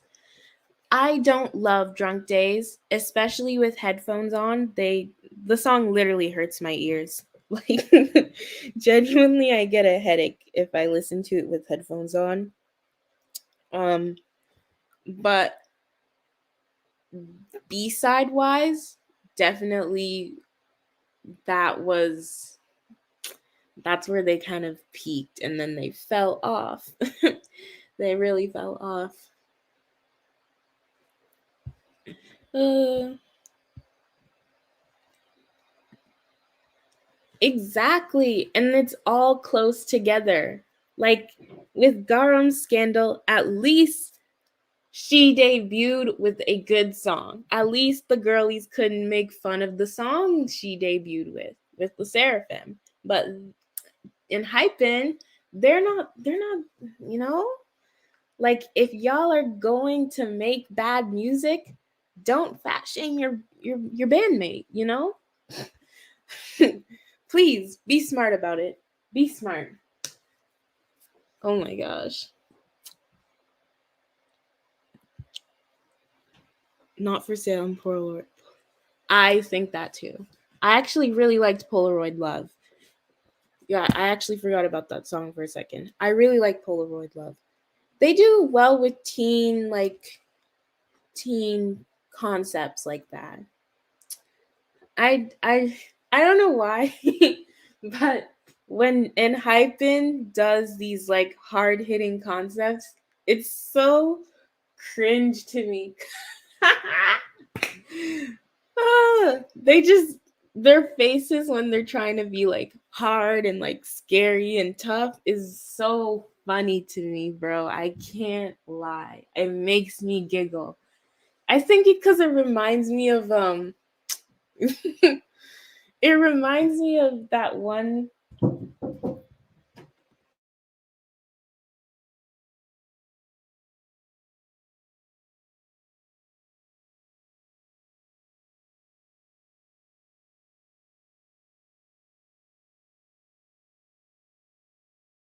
Mom, please go. Okay. Please go. Mom. Sorry, guys. That was my mother. Lovely lady, but you know.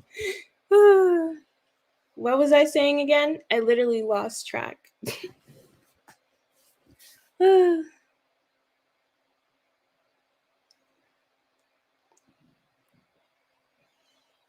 my gosh, what was it? Now that's why. In Hypen doing like when they do like their tough concepts, it really just makes me cringe because it just doesn't feel like it's them. They don't feel scary or tough or hard. They don't at all. It reminds me of like that one episode of Island when when Rain came on. When Rain came on Island and gave them tips um for for how to perform fire, and he was like, when I woke up in my room. Oh my gosh, I love those episodes. Oh my gosh. When I woke up in my room.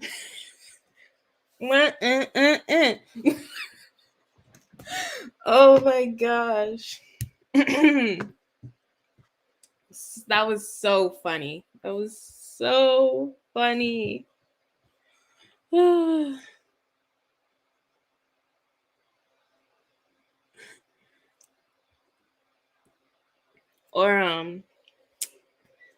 what's another funny part about and Hypen? Oh, what was their last comeback called? Can't remember the names. They're just not easy to remember. But it's the beginning of the song where I think it's Jay and he's going, yeah, yeah, yeah, yeah. That's so funny to me. I just can't take them seriously. They're just so it's so cringe. I can't. Oh my gosh. Like they gotta stop. They got to stop. They have got to stop. As much as I want TXT to pack up their email, I also want to see. Ooh, you know what? I I would be okay with TXT doing like a darker concept, but not necessarily emo.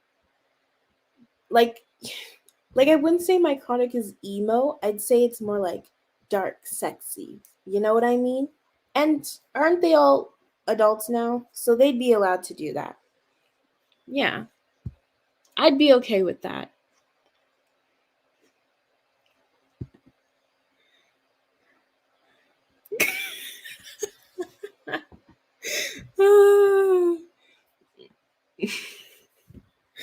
Oh my gosh. I can't.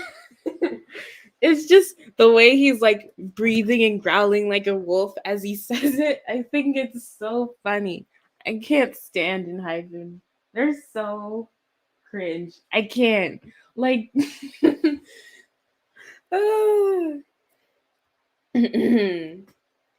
there's not one member in that group that suits that serious, super serious concept. They're just not there yet.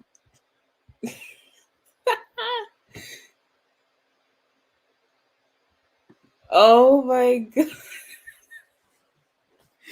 No, because when they put him in the bandana look, it just looks so awkward. They're not that group. They are not that group.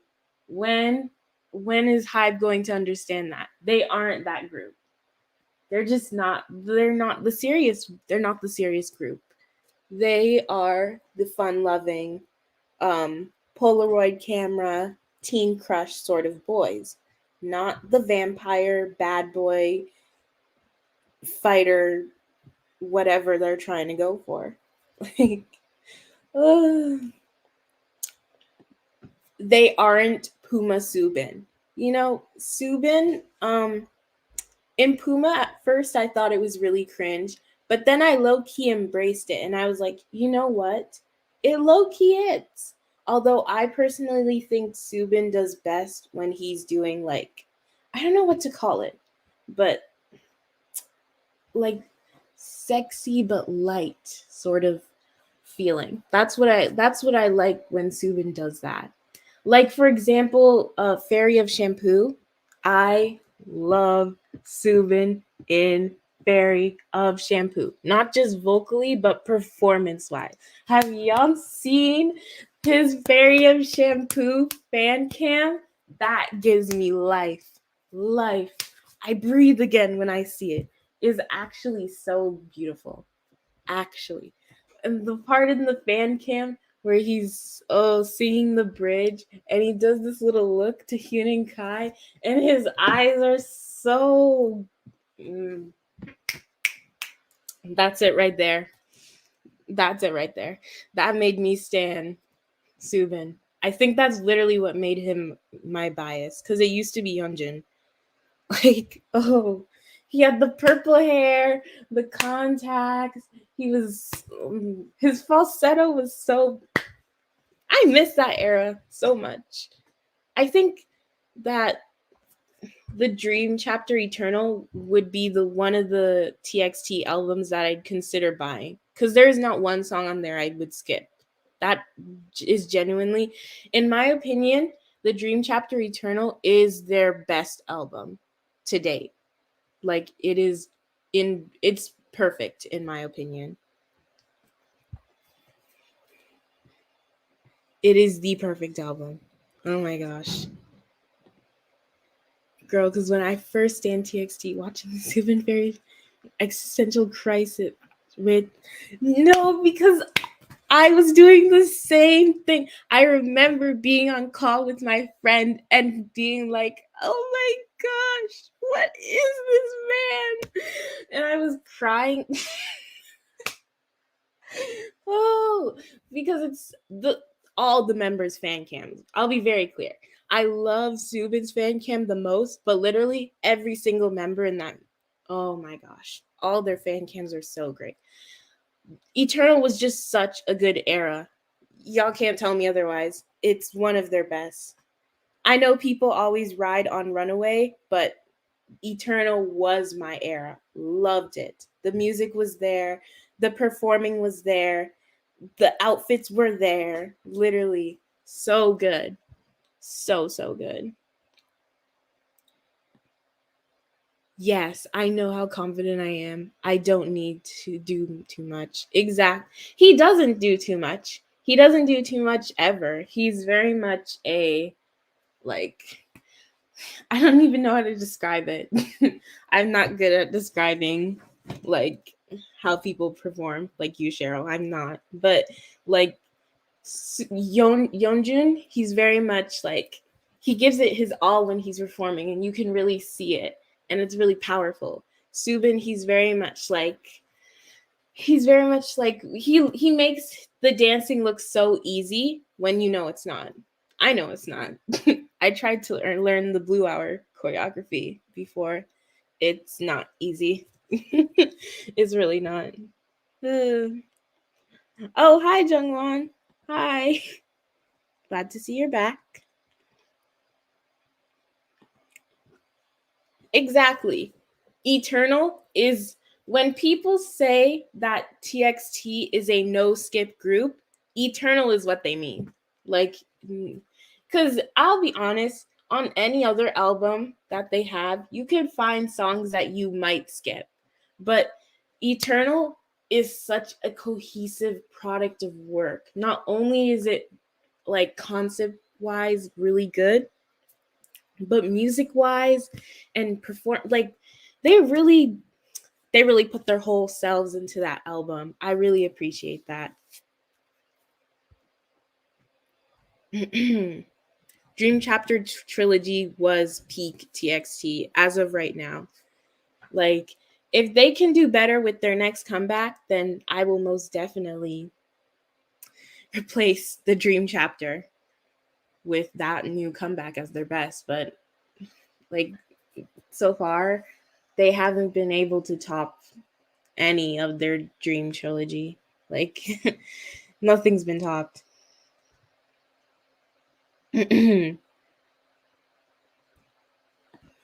I like Runaway Era for what it is, but I'll be honest, a lot of the B-sides on there are low-key skips. Like, because I feel like some of their B-sides on there were made for filler. Some of them feel like it. They may not be filler concept-wise, but like some of the songs on the Runaway Era album, they just they feel somewhat filler like. Every Kai fan cam puts me to sleep in a good way or a bad way. I will say sometimes Hyunin Kai's stage presence there's a lot to be desired sometimes. Like, sometimes I just get bored watching him. I think he's gotten better. Like, I remember watching a recent fan cam from, I think it was last week, from their recent comeback, and I think he's gotten better. He has room to grow though. He's definitely one of the weaker performers in TXT, in my opinion.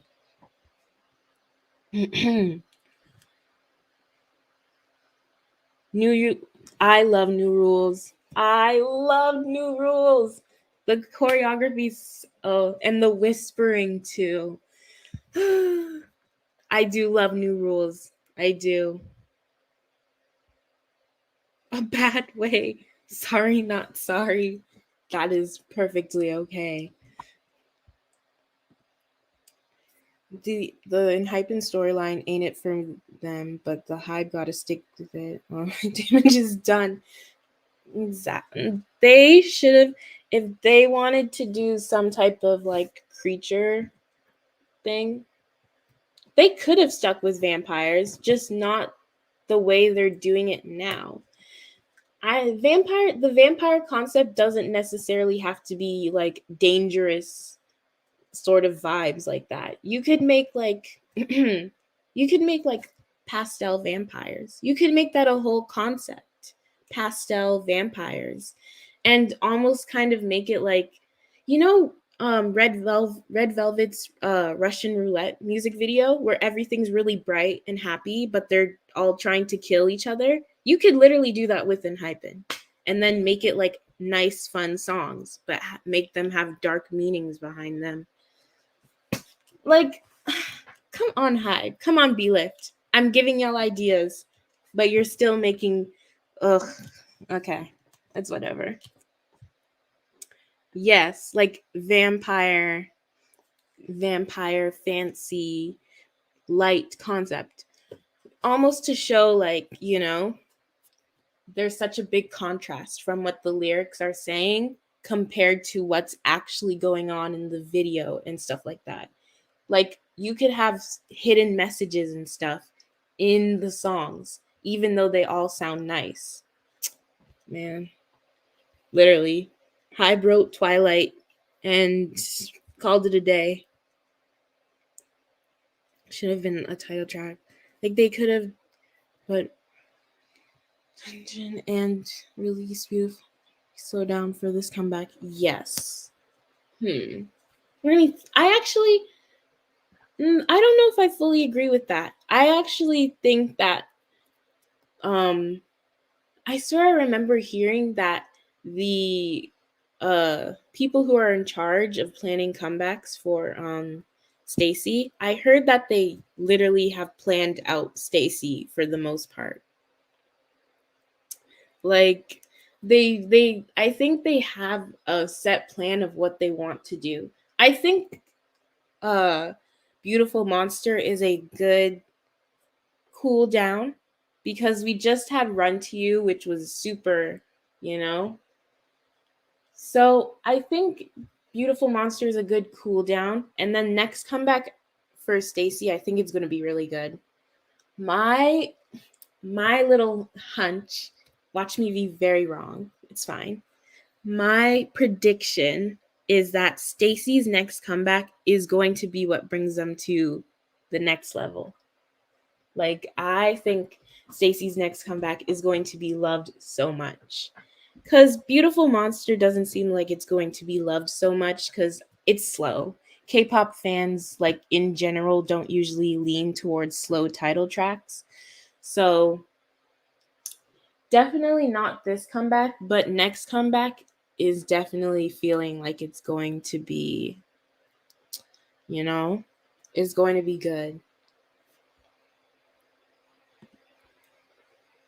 Crown by TXT. I okay, here's my opinion of Crown. Not my favorite TXT track. I don't think it's really anyone's, but listening to Crown again after like a few years really made me like think like, wow, this is a solid debut. Like I always thought that. I've always liked Crown. There was never a point in time where I didn't like Crown by TXT, but going back to it, I'm like, wow, this is like one of Hybe's best debuts.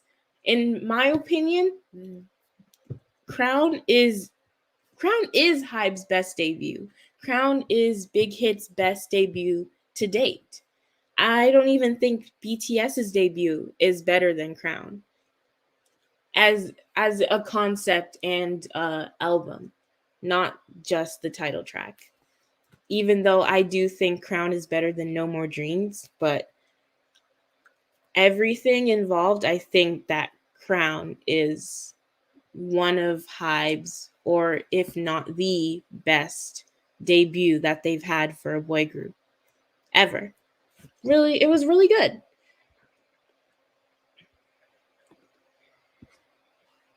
Even Everglow might be planned out. When they release the videos introducing the members before we see the EU introduction film had a shot of a lot of their title tracks. Oh, wow. I'm going to have to go back and look at that. Really? I actually like when K-pop companies do that. Although there might be a downside to that too. Like thinking about it, because plans might change because the group might change. But also, I do like the idea of planning ahead because sometimes you need that backup plan to just be there before it happens, before you really need it. Oh, yeah. How is your hand doing, Cheryl? Everything good with that?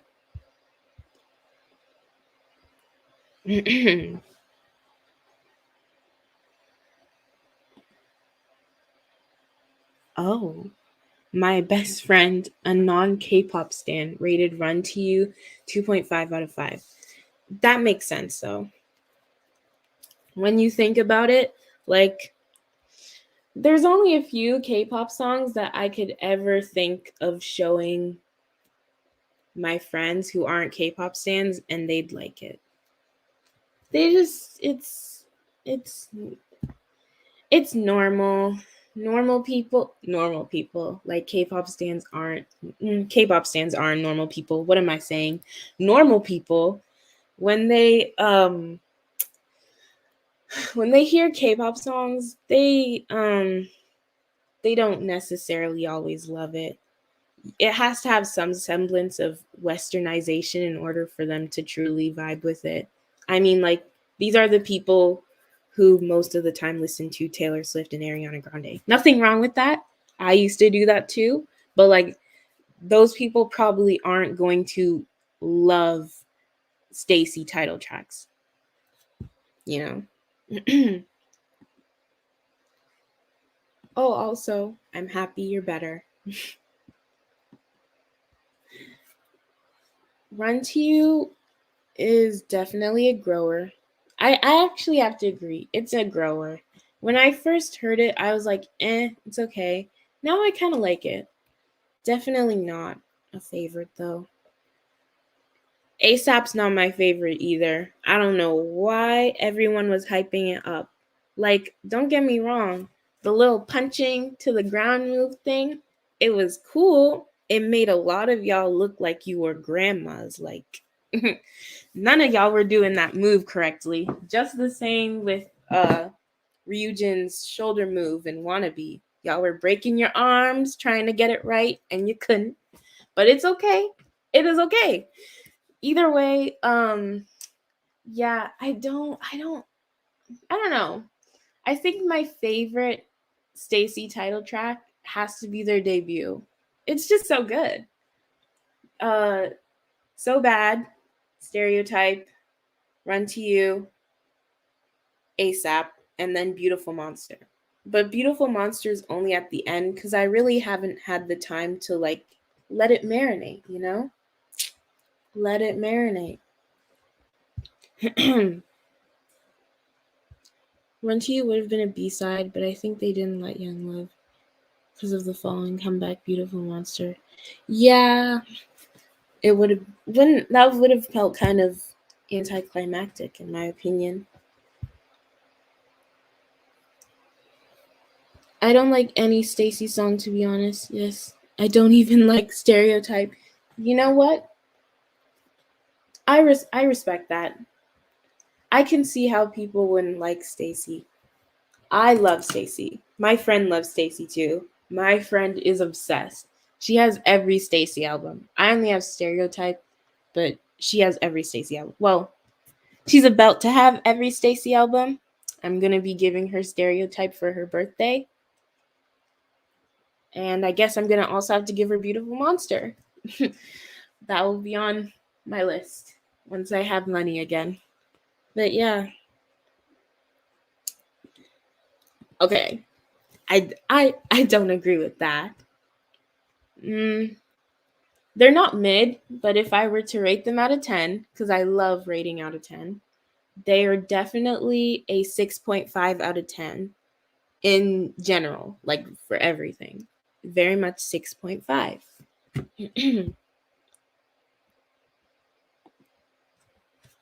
Oh, Becky. Becky, what is this? Oh my. um you know what? Don't be ashamed. Don't be ashamed. But I heavily disagree. I, don't be ashamed. Don't be ashamed. You know? Love what you love. But I can't love that. I can't with O.O. I can't. You rate Stacy a 1.2 out of 10? No. No. I'd say 1.2 out of 10 is like, I don't know, treasure. but not Stacy.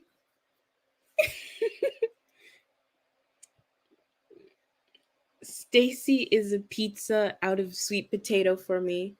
Weirdly enough, I somewhat understand what this means. It makes sense to me. I don't know why. Macho Bella.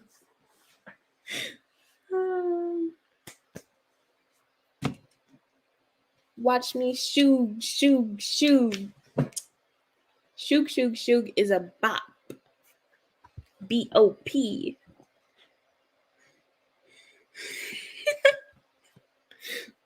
Oh my gosh. Oh no.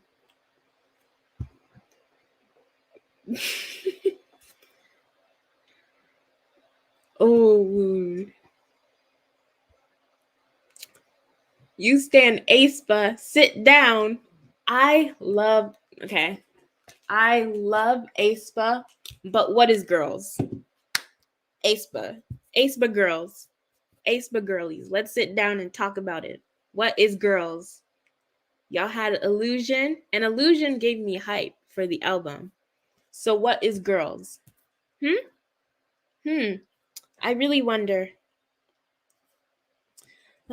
I really, really wonder. What is girls? A shoog is a cultural reset. That's what it is. Very much a cultural reset. It's the only thing you can do. You can't stand them for the music yet. You're just gonna have to wait until the next comeback. That's if JYP gives up whatever they were trying to do for the first debut. Whatever they were trying to do there, if they give that up, they'll be fine. I disagree with this. Girls was such a letdown for me. Because even though I didn't like Black Mamba, I'd rather listen to Black Mamba than Girls. Girls is just not it. It's giving I don't know. Girls is giving NCT but worse. You know? Think of your least favorite NCT unit. That's what Girls is giving. it's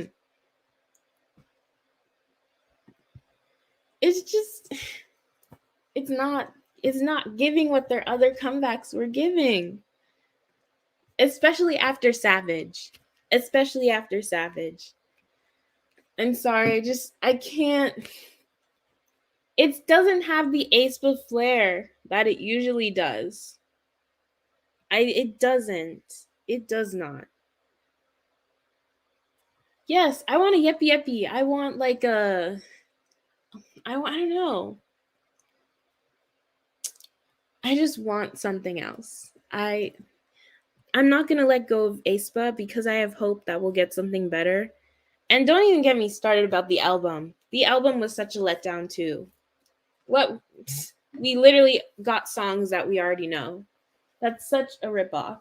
I'm sorry, but I would not buy the aespa Girls album just to get songs that are literally. Ugh. I think it's dumb. Whatever. Ew. Glitch mode. I've forgotten about NCT. In my opinion, NCT, I won't lie, I do like Favorite by NCT. I like it. It has this, I don't know. It's cool. I like it. But in my opinion, NCT 127, I might add, not the other units. NCT 127 hasn't been good to me since like 2020. I haven't liked their songs since.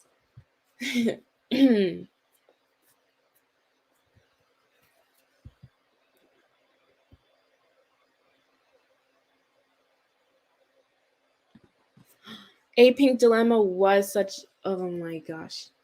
I love A Pink the most during 2018. It could be I'm looking at it through rose tinted glasses because that's when I came into K-pop, but they were so good. Oh my gosh. The beginning of their song when they go, I'm so sick of lying. You gotta know that. Oh my gosh, it was so good. I love 2018 A Pink. Such a good era. Such a good time to be alive. Thank you. It is. It still wouldn't have worked on in Hypen because they're just not made for it. Like they're not made for that type of vampire concept, but it's the vampire concept done right, you know? Exactly what I mean. Post 2020 NCT 127 is just not giving. It's not. It's not. It's not.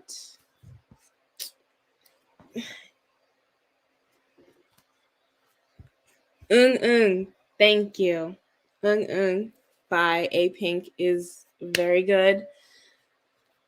That era, I don't even know what to call it. I think I'm gonna call it their neon pink era because I feel like they were using a lot of neon pink during that era. A Pink, they were using a lot of neon pink, so I'm gonna call that A Pink's neon pink era.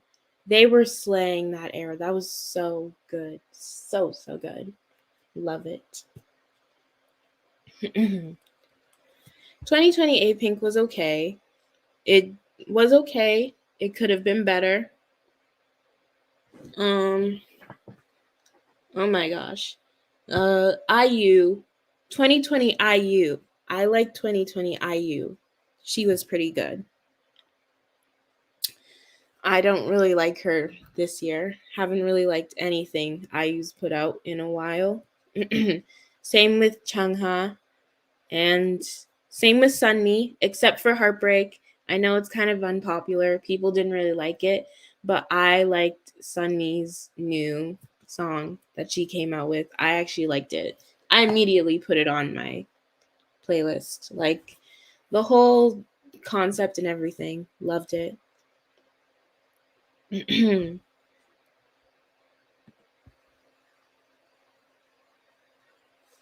I do appreciate SM for their music though. It's okay. Here is one thing I will always like about SM's their bridges. Oh my gosh. SM bridges are the most beautiful pieces of art ever. Not one because I love R&B, but like they literally just break everything down. One of my favorite bridges by SM is EXO's oh my gosh, I'm literally forgetting what it's called. Let me go to my Spotify quickly. EXO.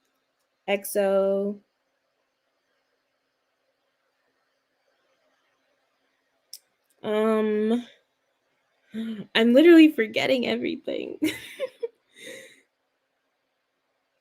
EXO Monster. That's what it's called. I love the bridge for EXO Monster. It's so beautiful. Like, oh my goodness. Or Baekhyun's Candy, the bridge where he's like doing his little runs over the SM. Even Red Velvet too. Red Velvet bridges are so good. Oh my gosh. aespa has different kind of bridges, you know. Girls kind of showed a similar SM style bridge, but usually aespa has a different bridge from other SM artists, and it's still good. But I love SM bridges. I'll never stop talking about them. They're actually so good. Even if you don't like the song, you'll always love the bridge. That's how it is. I agree with this opinion. I agree with this opinion wholeheartedly. He better come back. Oh my gosh. I think I got into Baekhyun's music like late 2021. Love it. Love it. Kai's comeback with Peaches was low key disappointing when it came out because I loved his album Kai. His debut album Kai was everything to me. So Peaches was such a disappointment. Just she was so disappointing. I was like, oh well, it's good, but it's not Kai good, you know? OMG, Chungha is disappointing these days. Like, girl, go back to giving us good music. Yes. Oh my. I think the last time I truly vibed with a Kangha? Chungha release was 20. When did Snapping come out? 2019, 2020? And even Snapping has gotten old. It's not the same anymore. I really think I liked Snapping because we got blonde Chungha era, blonde slick back ponytail Chungha, and that was everything to me. But she hasn't been serving. I don't know. Has she come back yet with her new comeback? Because I was wanting to check it out.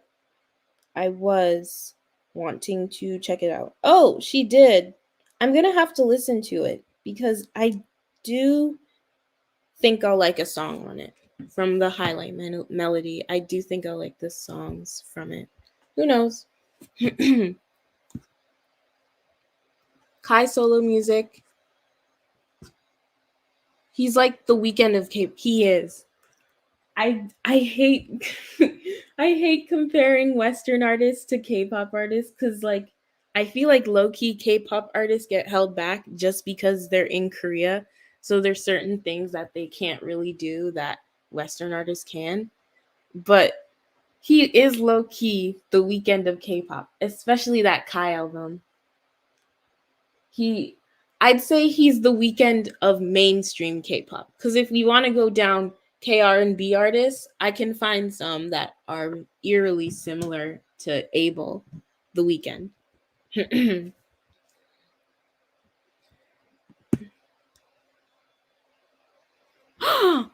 That's what I was thinking. Oh my gosh. It's cuz I'm in math, guys. I'm in math. So like I'm thinking about different things at once. So now that happens through my speech. And then I try to speak and it's like not working. Basically, I'm thinking and I'm speaking, but like it's not coming out the right way. It's not.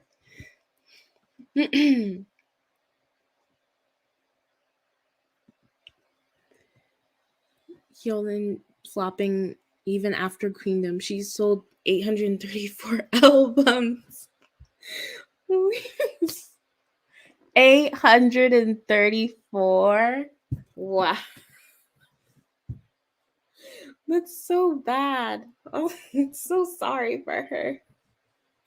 But that's low key funny. And I can't even lie.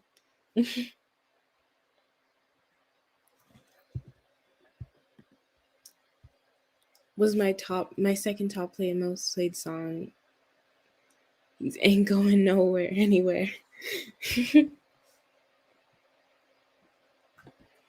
Man, I miss TXT. I lost interest in them a few months ago. Now I'm starting to keep myself updated in them again, as they're my favorite K-pop.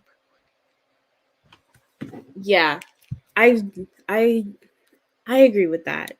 I've definitely lost interest. Well, not lost, but I'm losing interest in them music wise. But I haven't lost interest in them as a group.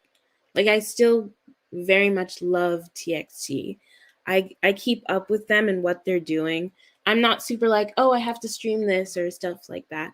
I never feel that way with artists. The last time I felt the need to stream was with BTS. And I wanted to like help the fandom get Dynamite to 100 million views in 24 hours. I can't even remember if we did it. It doesn't matter to me anymore. I literally woke up the next day with a headache. So was it really worth it? Streaming is not worth it. It's not. Mm-mm. Manifesting Kai and Dean's collab. I'll do it with you, girl. I'll do it with you. I will. Cause I need it. I need it. She needs to retire. Why did I think you were talking about Chungha for a second? I was like, well, she's kind of young though. No, but you're probably talking about Hyolyn. She might have to. Like 834 albums. That's not good. She might just need to start pack it up. Start a cafe shop. Like, oh, wait, do you guys know Kang Mina, the one who had a whole field day for like a few months? She apparently opened up a cafe shop in Korea. As much as she boiled my blood during like 2021, I'm happy that she's staying off the internet and that she's hopefully bettering herself. Hopefully. You know? As much as she made me so angry, I'm happy she's most likely getting better.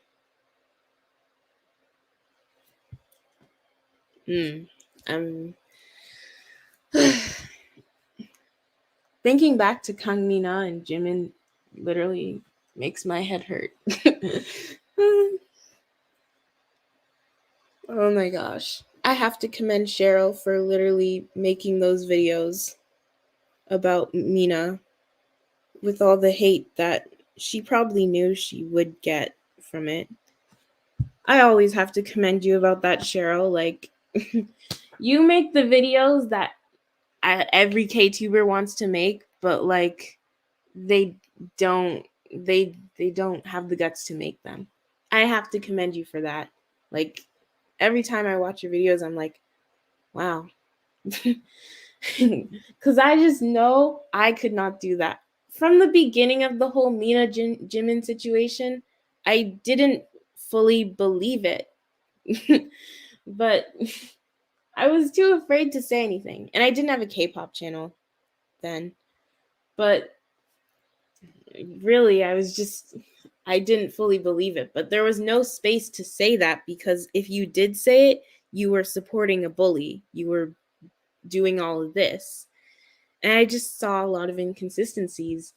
So seeing your channel and also seeing how much it's grown, it makes me happy because not only does that mean there's other people who felt the same way, but like you are creating a space of differing opinions, something that is really needed not just in K-pop but on the internet in general. And people are going to make comments and say that, oh, why is this even a channel? Why is this channel even here? Why is this even a thing? But I just hope you know that I hope you know that there's a huge audience of people who really appreciate your content and they really appreciate you just diving into situations and pulling out the BS and seeing what is fact and what is not fact. Like you are amazing. Like if you can hear me clapping, because I really appreciate it. I love your channel so much. Like makes me so happy. I'm genuinely happy she has something to occupy her time, and now Jimin can focus on making her music. Yeah, like it. This is the best way I could see this ending. The better ending would have been if she didn't start this whole entire mess in the first place. But with what has happened, this is the best ending. No one is hurt, and both parties can move on and grow health wise. We love Everglow Up and Subin aesthetic. Thank you. Did I get too gushy? I'm sorry, guys.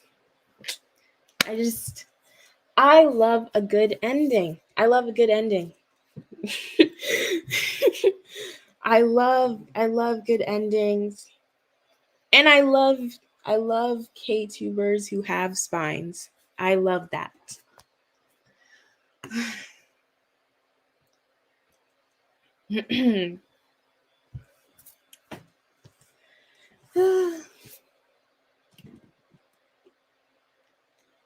Hi, Sumi.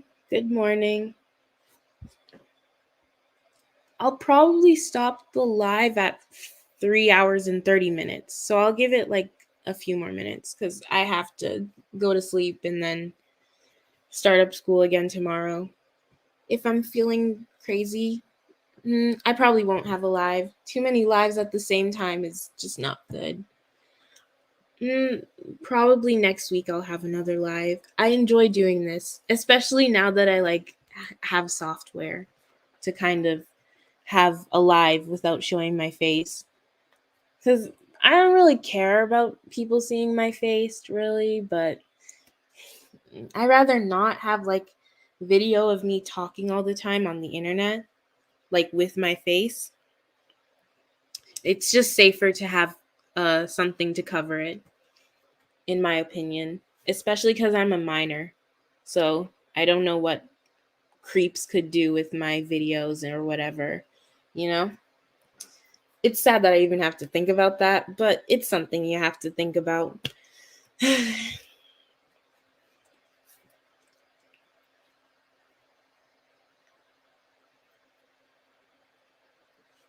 Oh my gosh, I had a thought in my head and I literally forgot it. Oh, I asked this question in another live today, but if you guys know Luna, what are your opinions on their discography? Because I heard many opinions. I heard, um, I'll just say my opinion personally.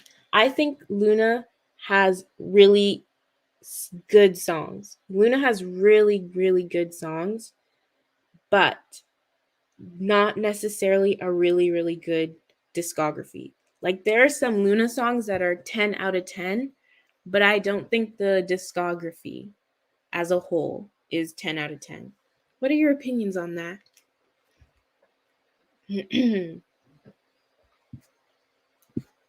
Cuz I hear a lot of people say like, Luna is like this no skip perfect discography group. But I don't know.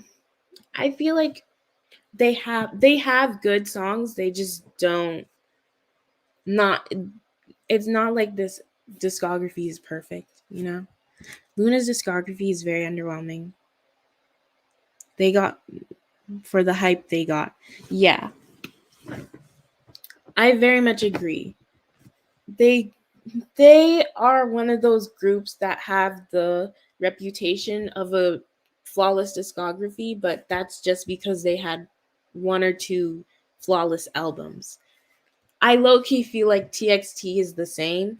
Like, I wouldn't consider TXT's discography perfect, but I personally, and this is going to be biased because obviously I'm a TXT fan, I think that their discography is still really good, but not perfect and no skips like people say it is.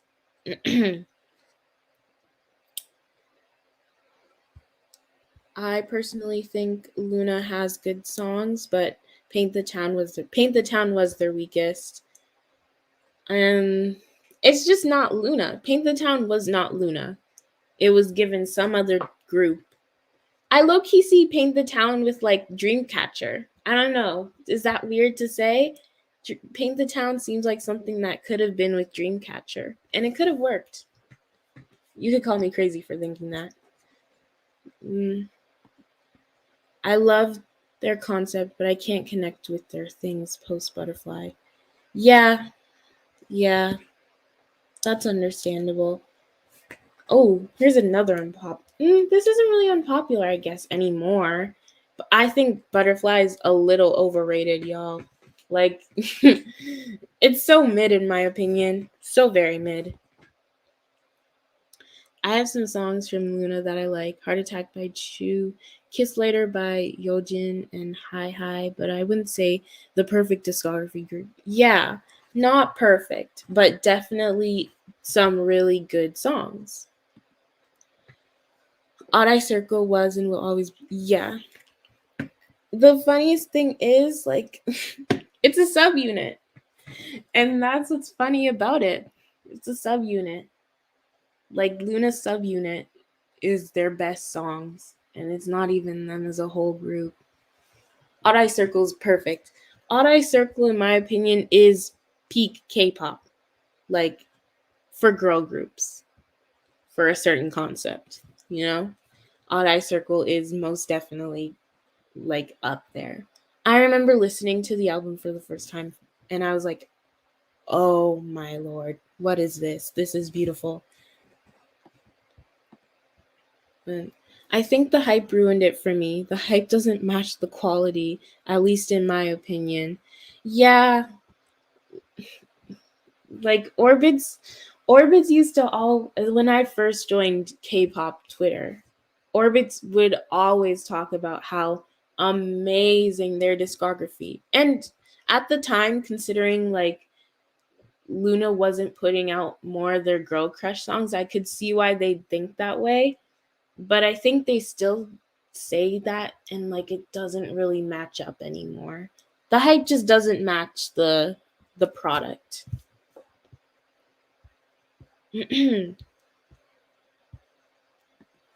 Like Uncover, Curiosity, Favorite, and Perfect Love are my favorite Luna songs. Good picks. Good picks.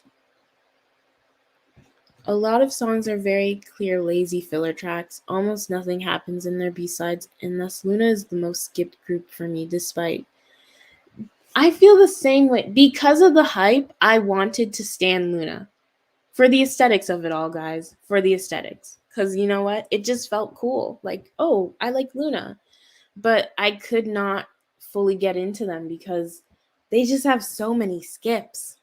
Like it's when here's the thing, when Luna's good, they're good. When Luna's bad, they're not bad, but they're mid.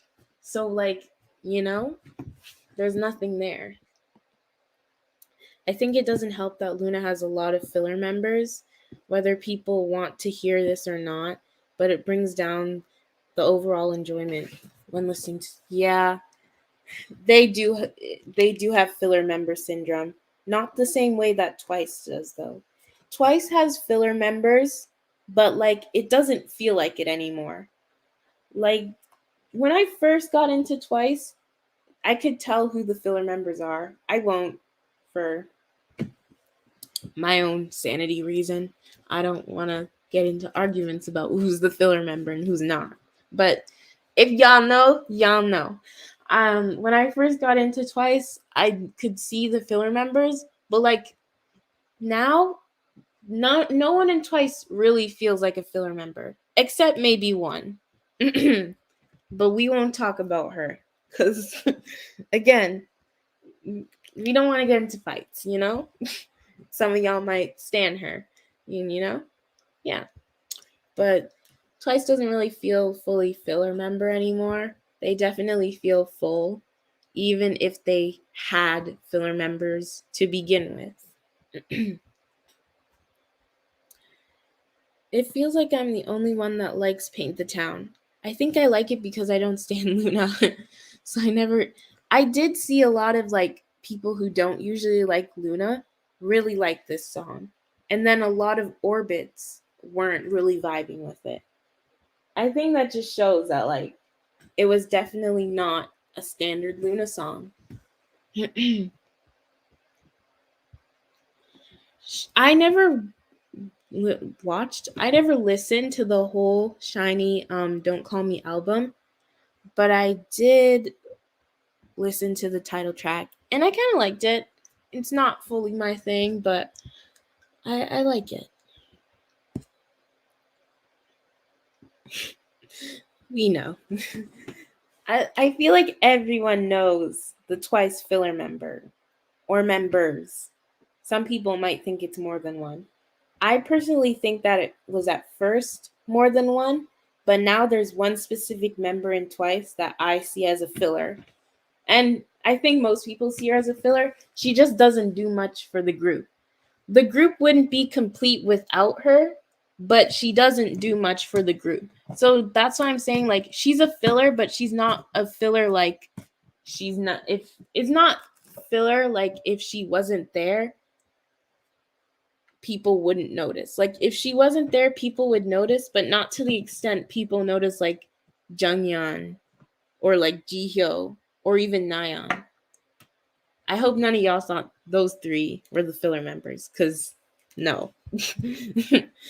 Twice need, in order for Twice to literally run as a group, they need Nayeon, Jihyo, and Jungyeon. Without them, it's not Twice. Daehyun could probably be there too, but you know.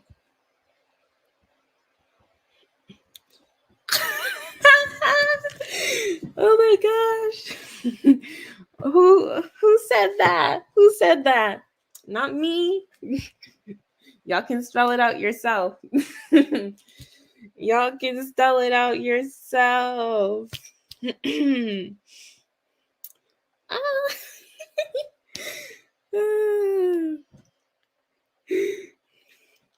She said it, not me, but like we were all low-key thinking it. To be honest, I always had this issue with larger groups who have more than 7 members. The extras are somehow always filler members, and it just causes multiple problems. Yes, I believe that if you're going to make a group bigger than 7, you better give them all important roles. If you can't, just split the group up into 2 different groups and debut them at later times. Or you could even do an NCT and do little subunits and switch them apart. But I don't think no one wants to do that. So just make 2 separate groups. I mean, yes, the holy trinity of Twice is Jihyo, Jungyeon, and Nayeon. Twice, like if one's gone, the other 2 have to be there. It like if the other 2 aren't there while one's gone, like it doesn't work. And even when one is gone, you can feel it. You can feel it.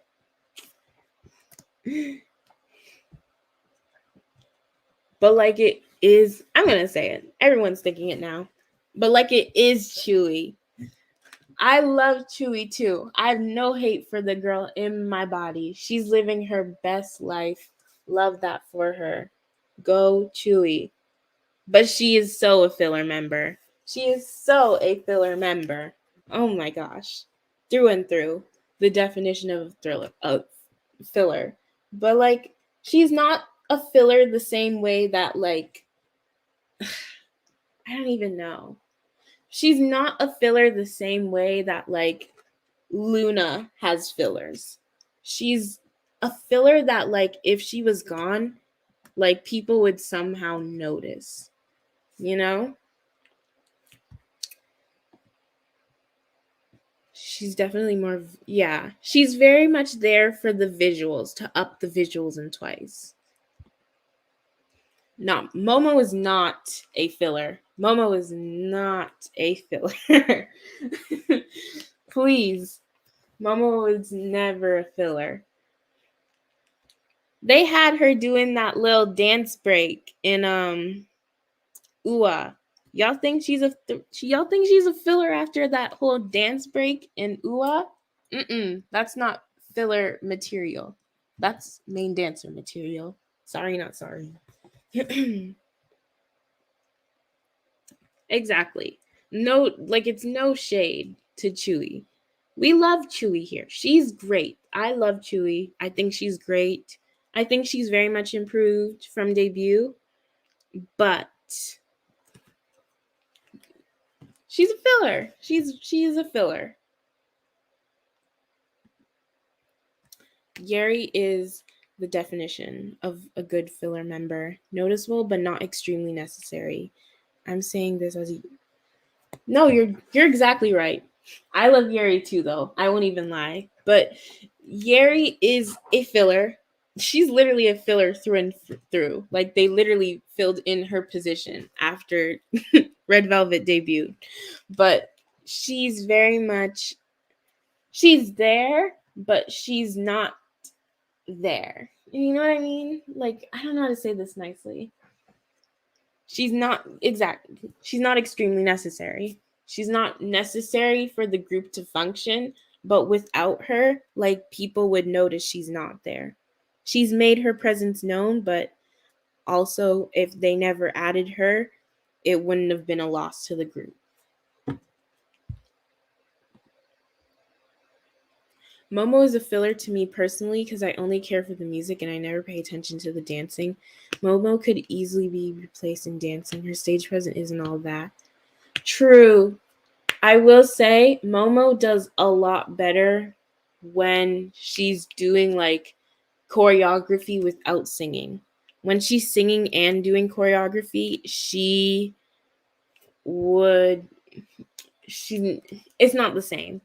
But I can't sit here and say that if Momo wasn't in the group, it would be perfectly fine. Like, even her voice itself, even though I think that Momo's voice that she uses isn't her actual voice, I think we can all agree about that. Without it there, like, it would be noticeable. Like, you notice Momo in the songs. You notice her. Maybe the only other Twice member I could maybe see as a filler, and this is probably before More and More era. Maybe not. No, not her. Not her. Scratch that. I'm thinking back to it. I'm like, no, she couldn't be. Uh,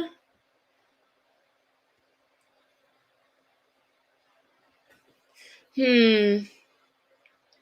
Dion could probably be a filler, somewhat. Dion. She could probably, not to a crazy extent, but like she could. She could probably be a filler. A noticeable filler again, a very much noticeable filler, but a filler nonetheless. They could give um all of Dion's um all of her lines, they could easily give her to Chaeyoung and it would be fine. You're absolutely right, Cheryl. I was going to say Sana, but like I'm thinking about it, I'm like, no. I don't think Sana is a filler. I think she's somewhat used to be a filler, but after like More and More and Likey and stuff like that, I can't say with my gut that she's a filler after those. Like I had to look back and think about it.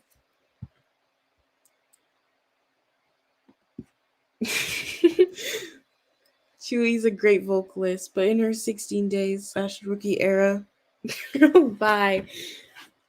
Twice definitely was vocally neglected during training.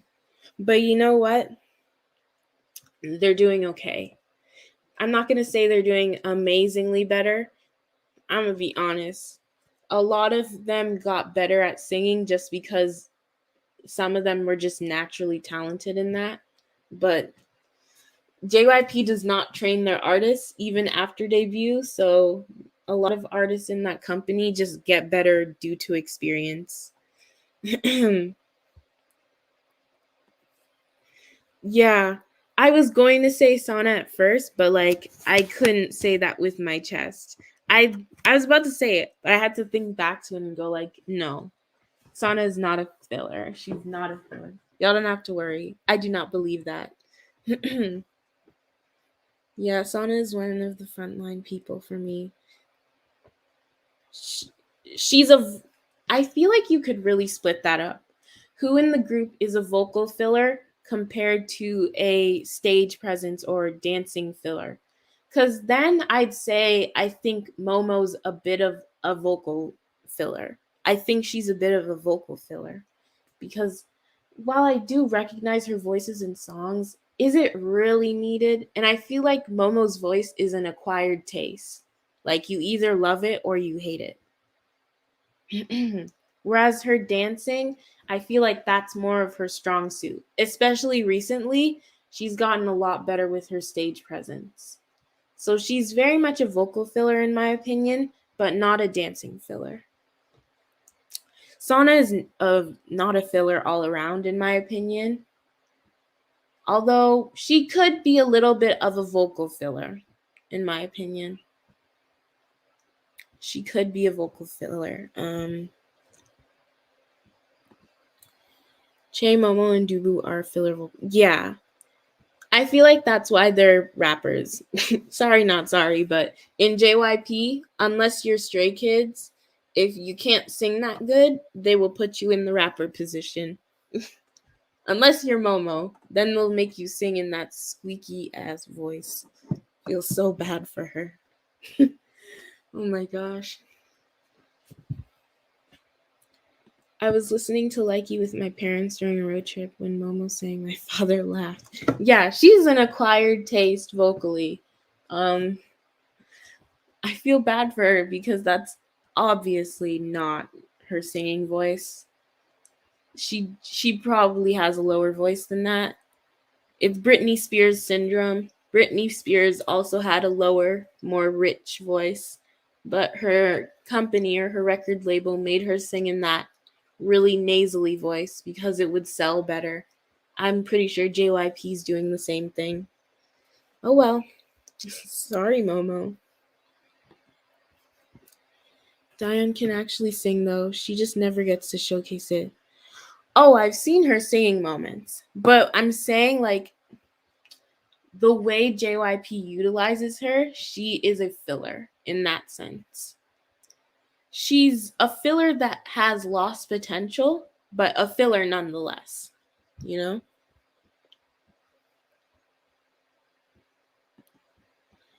Diane can sing. Most of Twice can sing now, especially now. Most of Twice can carry a tune, but they're just not used to their ability. So a lot of them are fillers. Chewy is a filler all around, sadly. Girl lacks stage presence and she's just not she doesn't have a presence in their music either. She's just kind of filler all around. But we love her. We love her. I'm so annoyed with what they did to Britney's voice, but I guess she gained. Yeah, she probably hurt her throat while doing it too. Like, I used to do a mean good Britney Spears impression, and that hurt my voice. I'm wondering, how is she doing this for hours on end? I could never imagine, like, your record label or company telling you to fake a singing voice to sell. Never. Could never be me. I'm sorry, could never be me. I feel bad for artists who are put through that.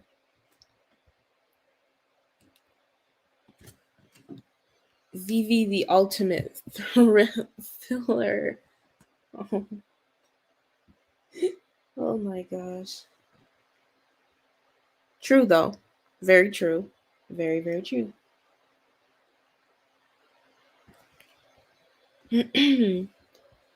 What are some boy group fillers? I know TXT doesn't have fillers. I used to think TXT's filler was Bomb You, but I cannot sit here honestly and tell you that Bomb You is a filler. Bomb You is not a filler. He's just not utilized well. Which I mean, I guess that means he's low key a filler, but I can't sit here and say that. I can't. And Hypen has a filler, in my opinion, but I won't say who it is. The people who are no vocalists under the rest I've seen at least. Yeah. They're mostly underdeveloped vocals, could do better. The rest of them are fine though. Phoebe's dozens can only be blamed on their company. True. True. Yes, I used to think Bombu was a filler because they didn't. You can't blame me. They didn't show him in the songs. It took me having to see his fan cams and stuff in order for me to realize, like, no, they need him. Also, it's just the fact that TXT are a 5-member group, so none of them can really be filler because you'll notice that one of them's gone. Like, oh my gosh, I remember that one time, it was when TXT were still freshly new, and well, it felt empty. It felt very empty. Jungwoo, um, I don't think Jungwoo is the filler of NCT. I can see a lot of fillers in NCT. Some of them I don't even know their names because there's too many of them. But I don't know Jungwoo. Maybe. Maybe. A lot of hive groups suffer from vocal filler syndrome. Yeah, cuz they don't really train their artists like that. Indian hyphen filler is sung low key, kinda low key, kind of. He has good looks. He has good looks, and um, he don't. I'm gonna be honest. It kind of is Sung Hoon. Let's be very real here.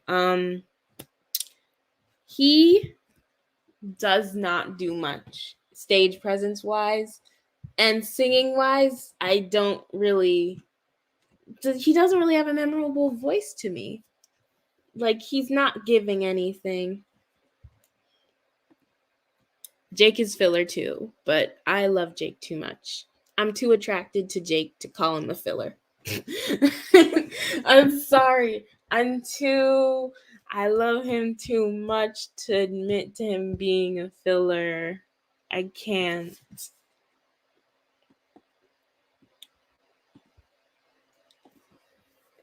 It can't be Nikki. You can't think it's Nikki. Not Nick. Oh no. I can't agree with that. I can't agree with that. Because while Nikki isn't perfect stage presence wise, he's very much is dancing wise. I like his dancing. His vocals have a lot to be desired. But I wouldn't call him I would not call him a filler. Exactly. Nikki's too young to call him a filler. We can call him a probation member. He's basically just he's too young for us to fully judge his capacity, you know? He's in probation. I cannot agree. Okay. BTS BTS and Seven is so intertwined with each other that I can't see any of them as filler members anymore.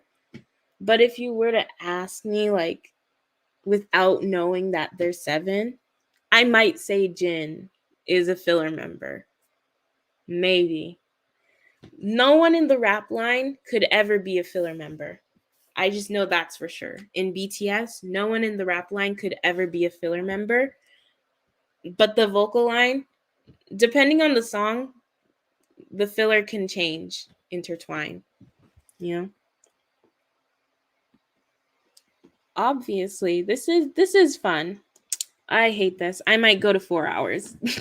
I'm not ready to end this conversation. I'll end when I end. Who cares? It's fine. Way's filler is June, so I always forget he's even there. Same though. Yeah, but if you only bring dancing to a group, you're a backup dancer, not true. True. That's what I'm saying. Because he's so young, Nikki is on probation. I'm not giving the other members an excuse because most of them are like above 18, except for Jake. Jake gets an excuse because he looked so good.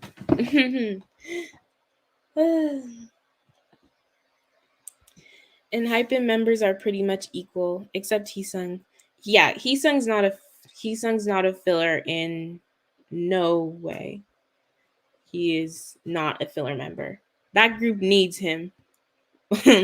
He's the one carrying their vocals. Let's be real. He is the one carrying their vocals.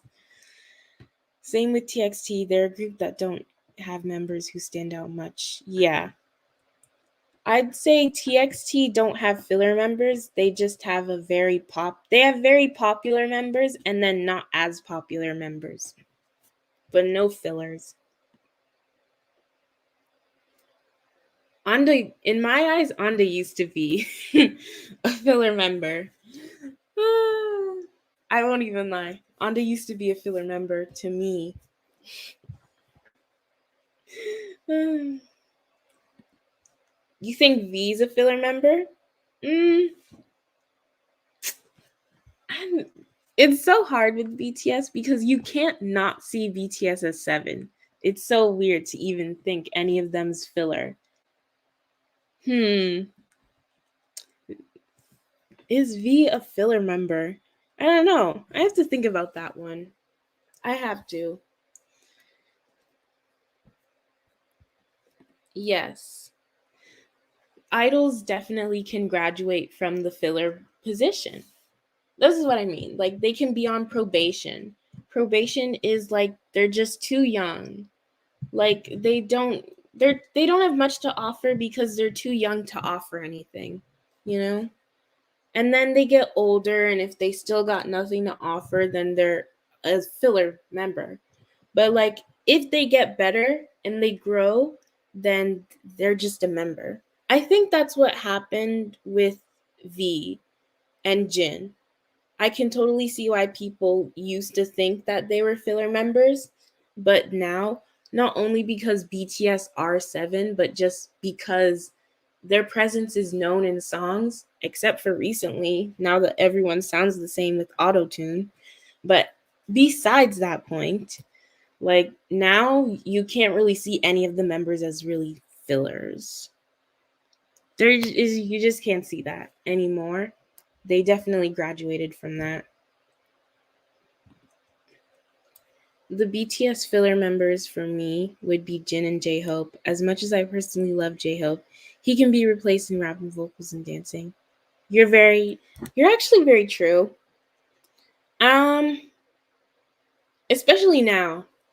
If you asked me in like 2018, maybe around then, I wouldn't consider J-Hope to be a filler because the rap line had very distinct raps and it was they were very different.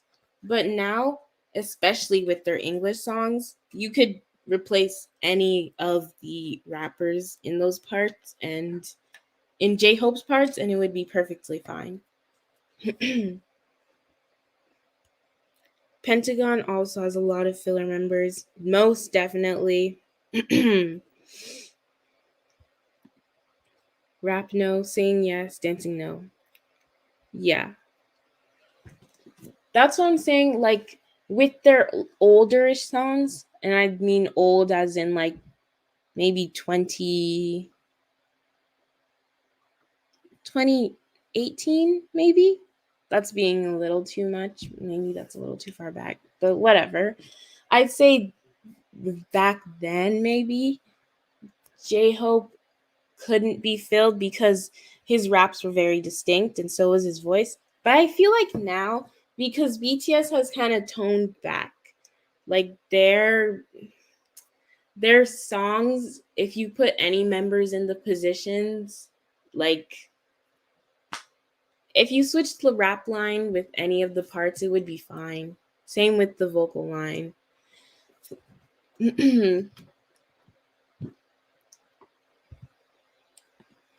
That's what I'm saying. Like, now it's hard to see them as a filler group. I could totally understand why some people would think that before, but now BTS just they don't give filler group energy. It could be just because they're BTS, but they don't give the energy of a group who has fillers.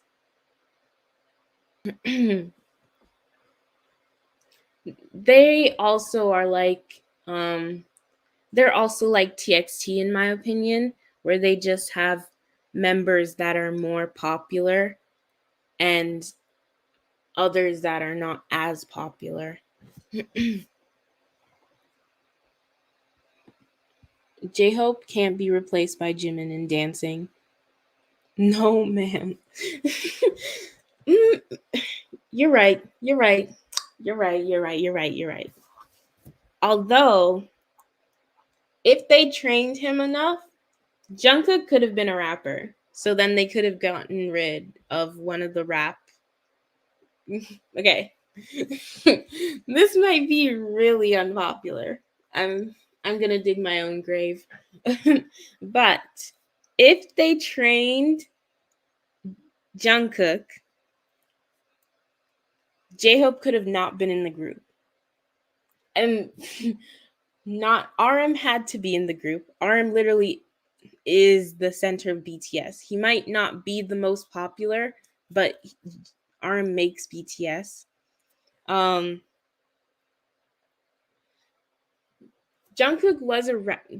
wasn't really a rapper in the same sense that J-Hope, RM, and Suga was. He was more like a, I guess, sub rapper, something like that, where maybe he would just rap a few like cool little things, but he wasn't fully a rapper the way they were. But like you can see it, right? If they truly trained, because then that would mean Jungkook is just an all-rounder. That would just mean he's an all-rounder and he does the singing parts and the rapping parts. And then they wouldn't have needed J-Hope because they had 3 rappers and they had 4 singers. It's just those 2 positions would have been filled by Jungkook. But like even then, I still can't imagine BTS without J-Hope. So on a technical standpoint, technically, yes, J-Hope could have been filled by another member, but come on, like it's J-Hope. It's Jungho Suk. Would it be okay to not have him in BTS? No. No. No. That's why I say BTS is just not a filler group. They are not. They are not. The way Jungkook is almost an ace if you think about it. Imagine he kept up rapping. This is what I'm saying. If he kept the rapping, he would have been a singer, a dancer, a rapper, and I'm pretty sure he's gotten good at what? Producing? Something like that? I don't know. But he would have been good at all the things that it takes to be like a standard perfect idol. Like, wow. Does Jungkook write his own raps though? Because for me to point out a true, I totally forgot that aspect. I actually agree with that. In order to be a true rapper, you should be able to write your own raps. Although Jungkook did write My Time, did he not? And in my opinion, My Time is one of the better written songs off of BTS's Map of the Soul 7 album. So I feel like, again, with more training, even though writing in general, that just kind of comes to you, with more training, he would have gotten even better at writing his raps and he would have been a better rapper. But again, I can't see J-Hope not being in BTS. It's a really compromising position. On the technicality, he could, but also no.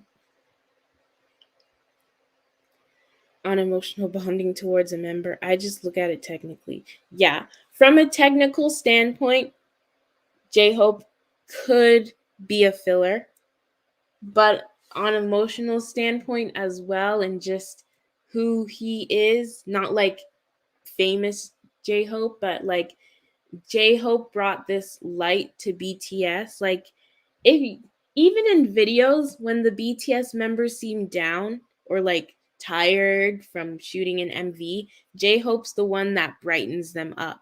And I just feel like that is also a part of being a filler member. like technically filler member is all about the technicals of it, but I feel like also a big part of being a member of a group is being able to bring synergy and good vibes to the other members so that, you can help them just to keep going. And I feel like J-Hope really does that emotionally. So that's why I can't see him as a filler, like a full filler, but technically, yes. Technically, but also no.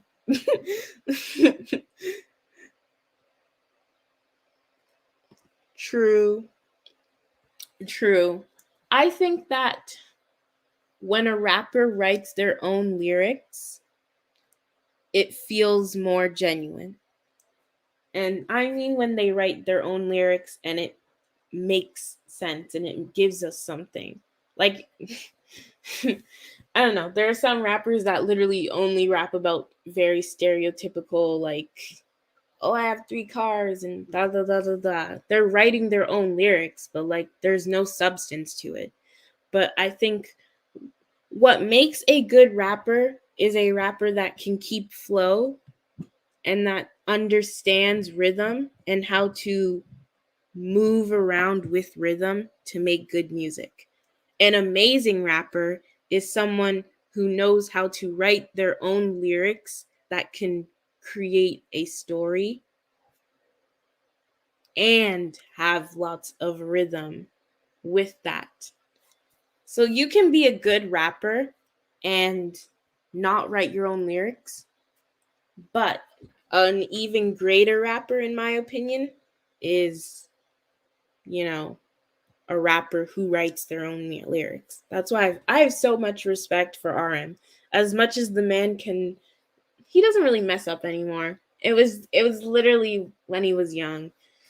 But as much as people sometimes flake on him, RM is super talented in that field. And Yoongi, like they are amazing rappers, not just rhythm wise or flow wise, but lyrically amazing. Um, I swear, sometimes I'll read Suga's lyrics and they low key make me like cry. Like he's a very good lyricist. He knows how to write. RM too. Like I like them. OMG, not the Leo guy. Yeah. Trainee A, Leo. Let's not talk about it. Let's not talk about it. Let's not talk about it. Oh my gosh. Persona is really good by RM. Yes. Oh, I remember when it came out. I remember when it came out. I was obsessed. I was obsessed. Still obsessed. The MV is beautiful. RM looked so good in it. It's just overall, Persona is so good. It was a really good way to show off the album. It really was. Trainee A is still uploading things. They went to LA recently. Not recently, like a few months ago. Um Leo's still in Trainee A. They kind of he said an apology and everything and people like were like, okay. Um what else? I don't know. They've made like a few original songs now, but they're not an official like debut group. Yeah.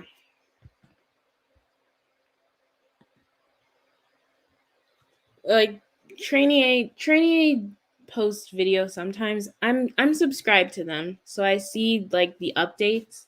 They just kind of post videos about what they do and like what happens to them as trainees. It's good. It's good what is it called? Promotion on Hybe's part, but I think people have somewhat lost interest, especially after Leo. I think Leo really killed the trainee A in interest. So, yeah. Trainee A is under Hybe. Oh, what company under Hybe? Is it B-Lift? I think it's B-Lift. I think. I don't know. I think. It's either B-Lift or it's literally Big Hit. I'm not sure. By the way, do you look forward to a door? Because it's created by the former. I'm so ready for a door. I'm so ready. I think that group's gonna be good. Um, I'm feeling they're going to give us weekly sort of vibes, like after school weekly sort of vibes. I want, or they're going to give us like cherry bullet vibes. I personally want G Friend vibes for that group, but I don't think that's what we're going to get. I really don't. So I'm just preparing to settle for like cherry bullet or weekly vibes, you know?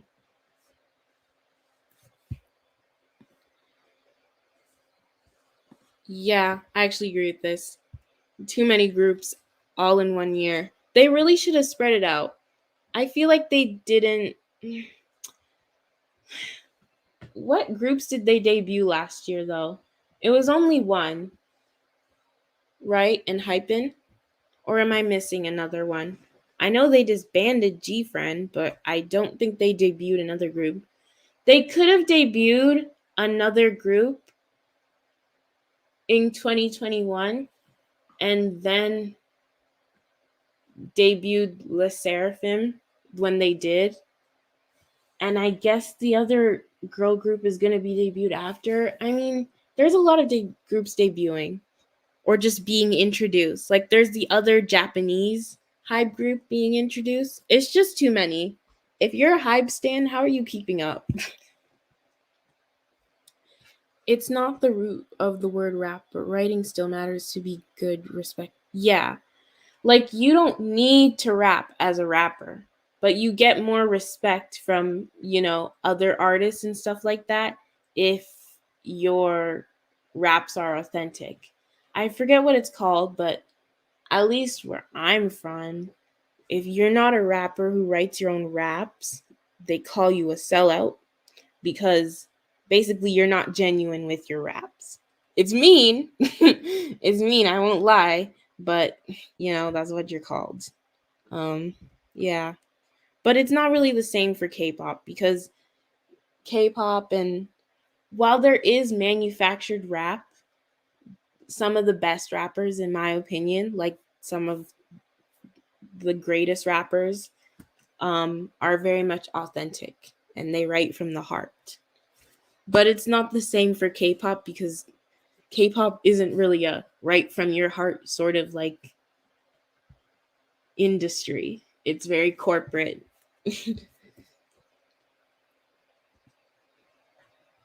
When is Trainee A planning to debut? They're probably going to debut in like early to mid 2023, maybe. I think we're getting FX vibes. That would be cool. That would be cool. Mm, I mean, Hybe is the collective label. They kind of just debuted one group per entertainment. True. True. It just feels like a lot, though. It feels like a lot. And also, considering the Garam situation, everything just probably feels like a lot. It probably wouldn't feel like there's a lot going on if the Garam rumors and stuff didn't happen. It would just feel like the Seraphim debuted and it's past. But because of the controversy, it feels like a lot. Yeah, it was, but everything's just debuting so fast.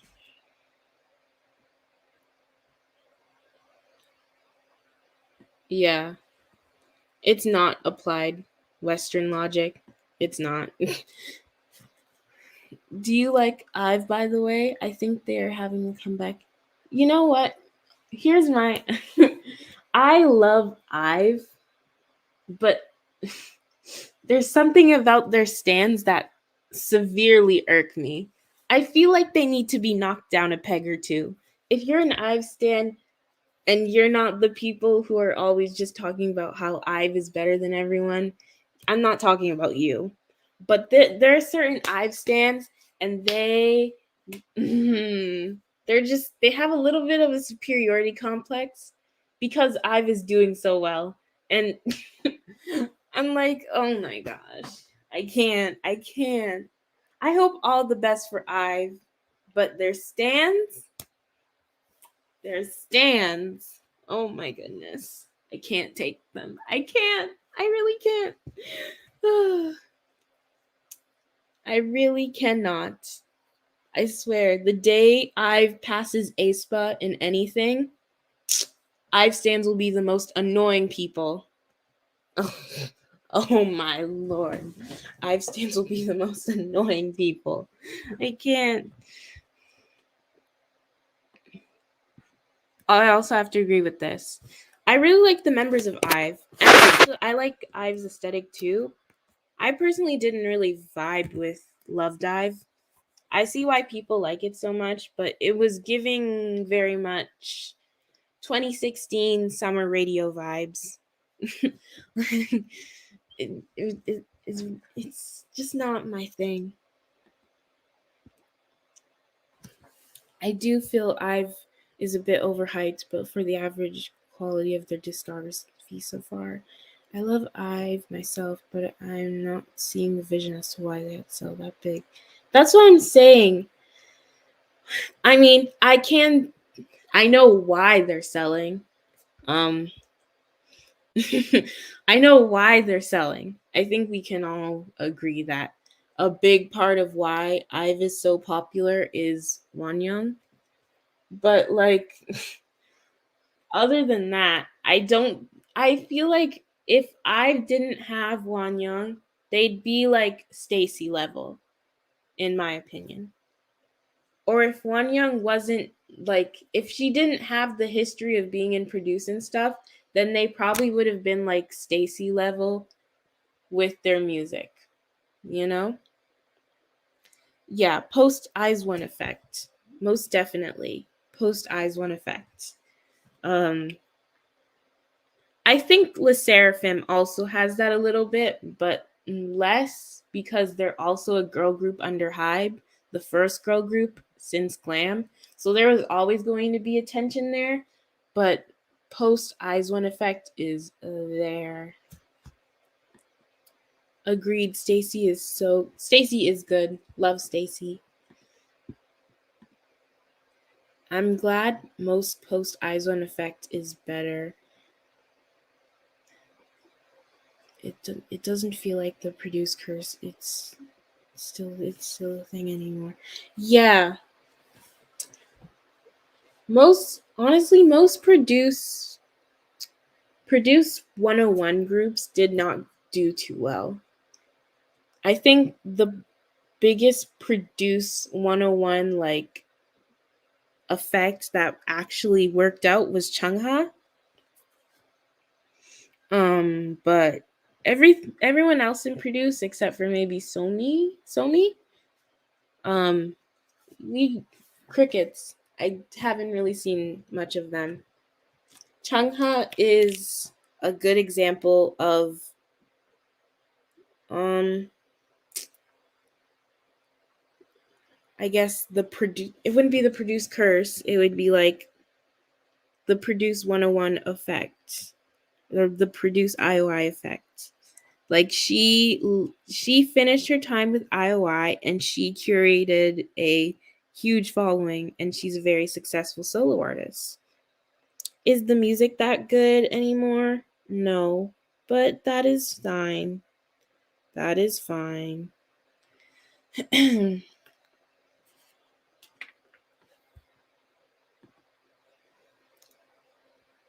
Are the biggest ones pre-eyes one? Yes. True. Chungha did have bad sales. Somi's probably bigger than Chungha. And yeah, Daniel.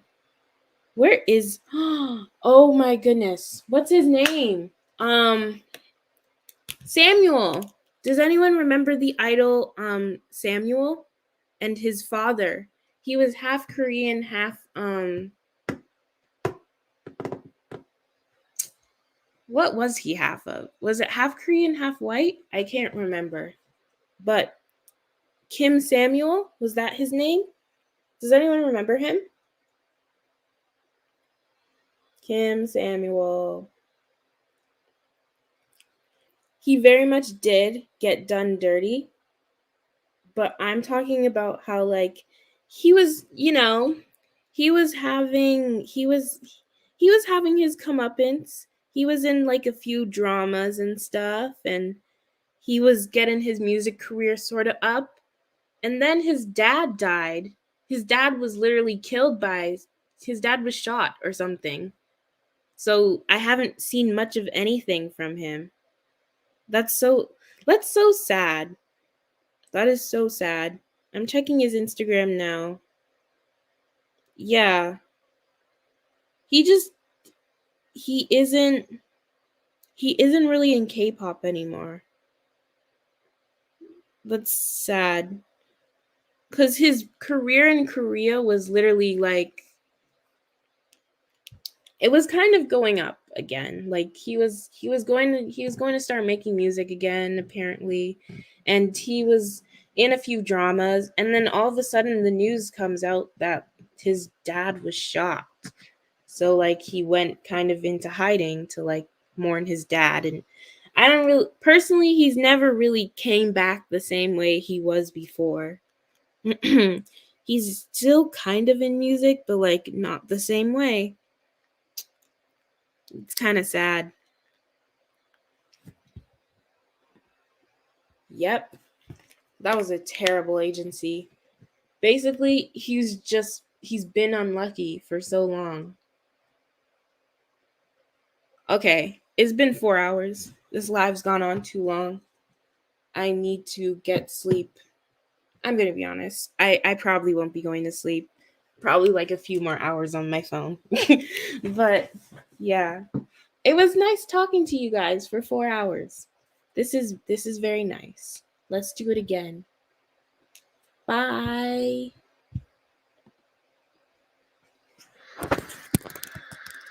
Bye.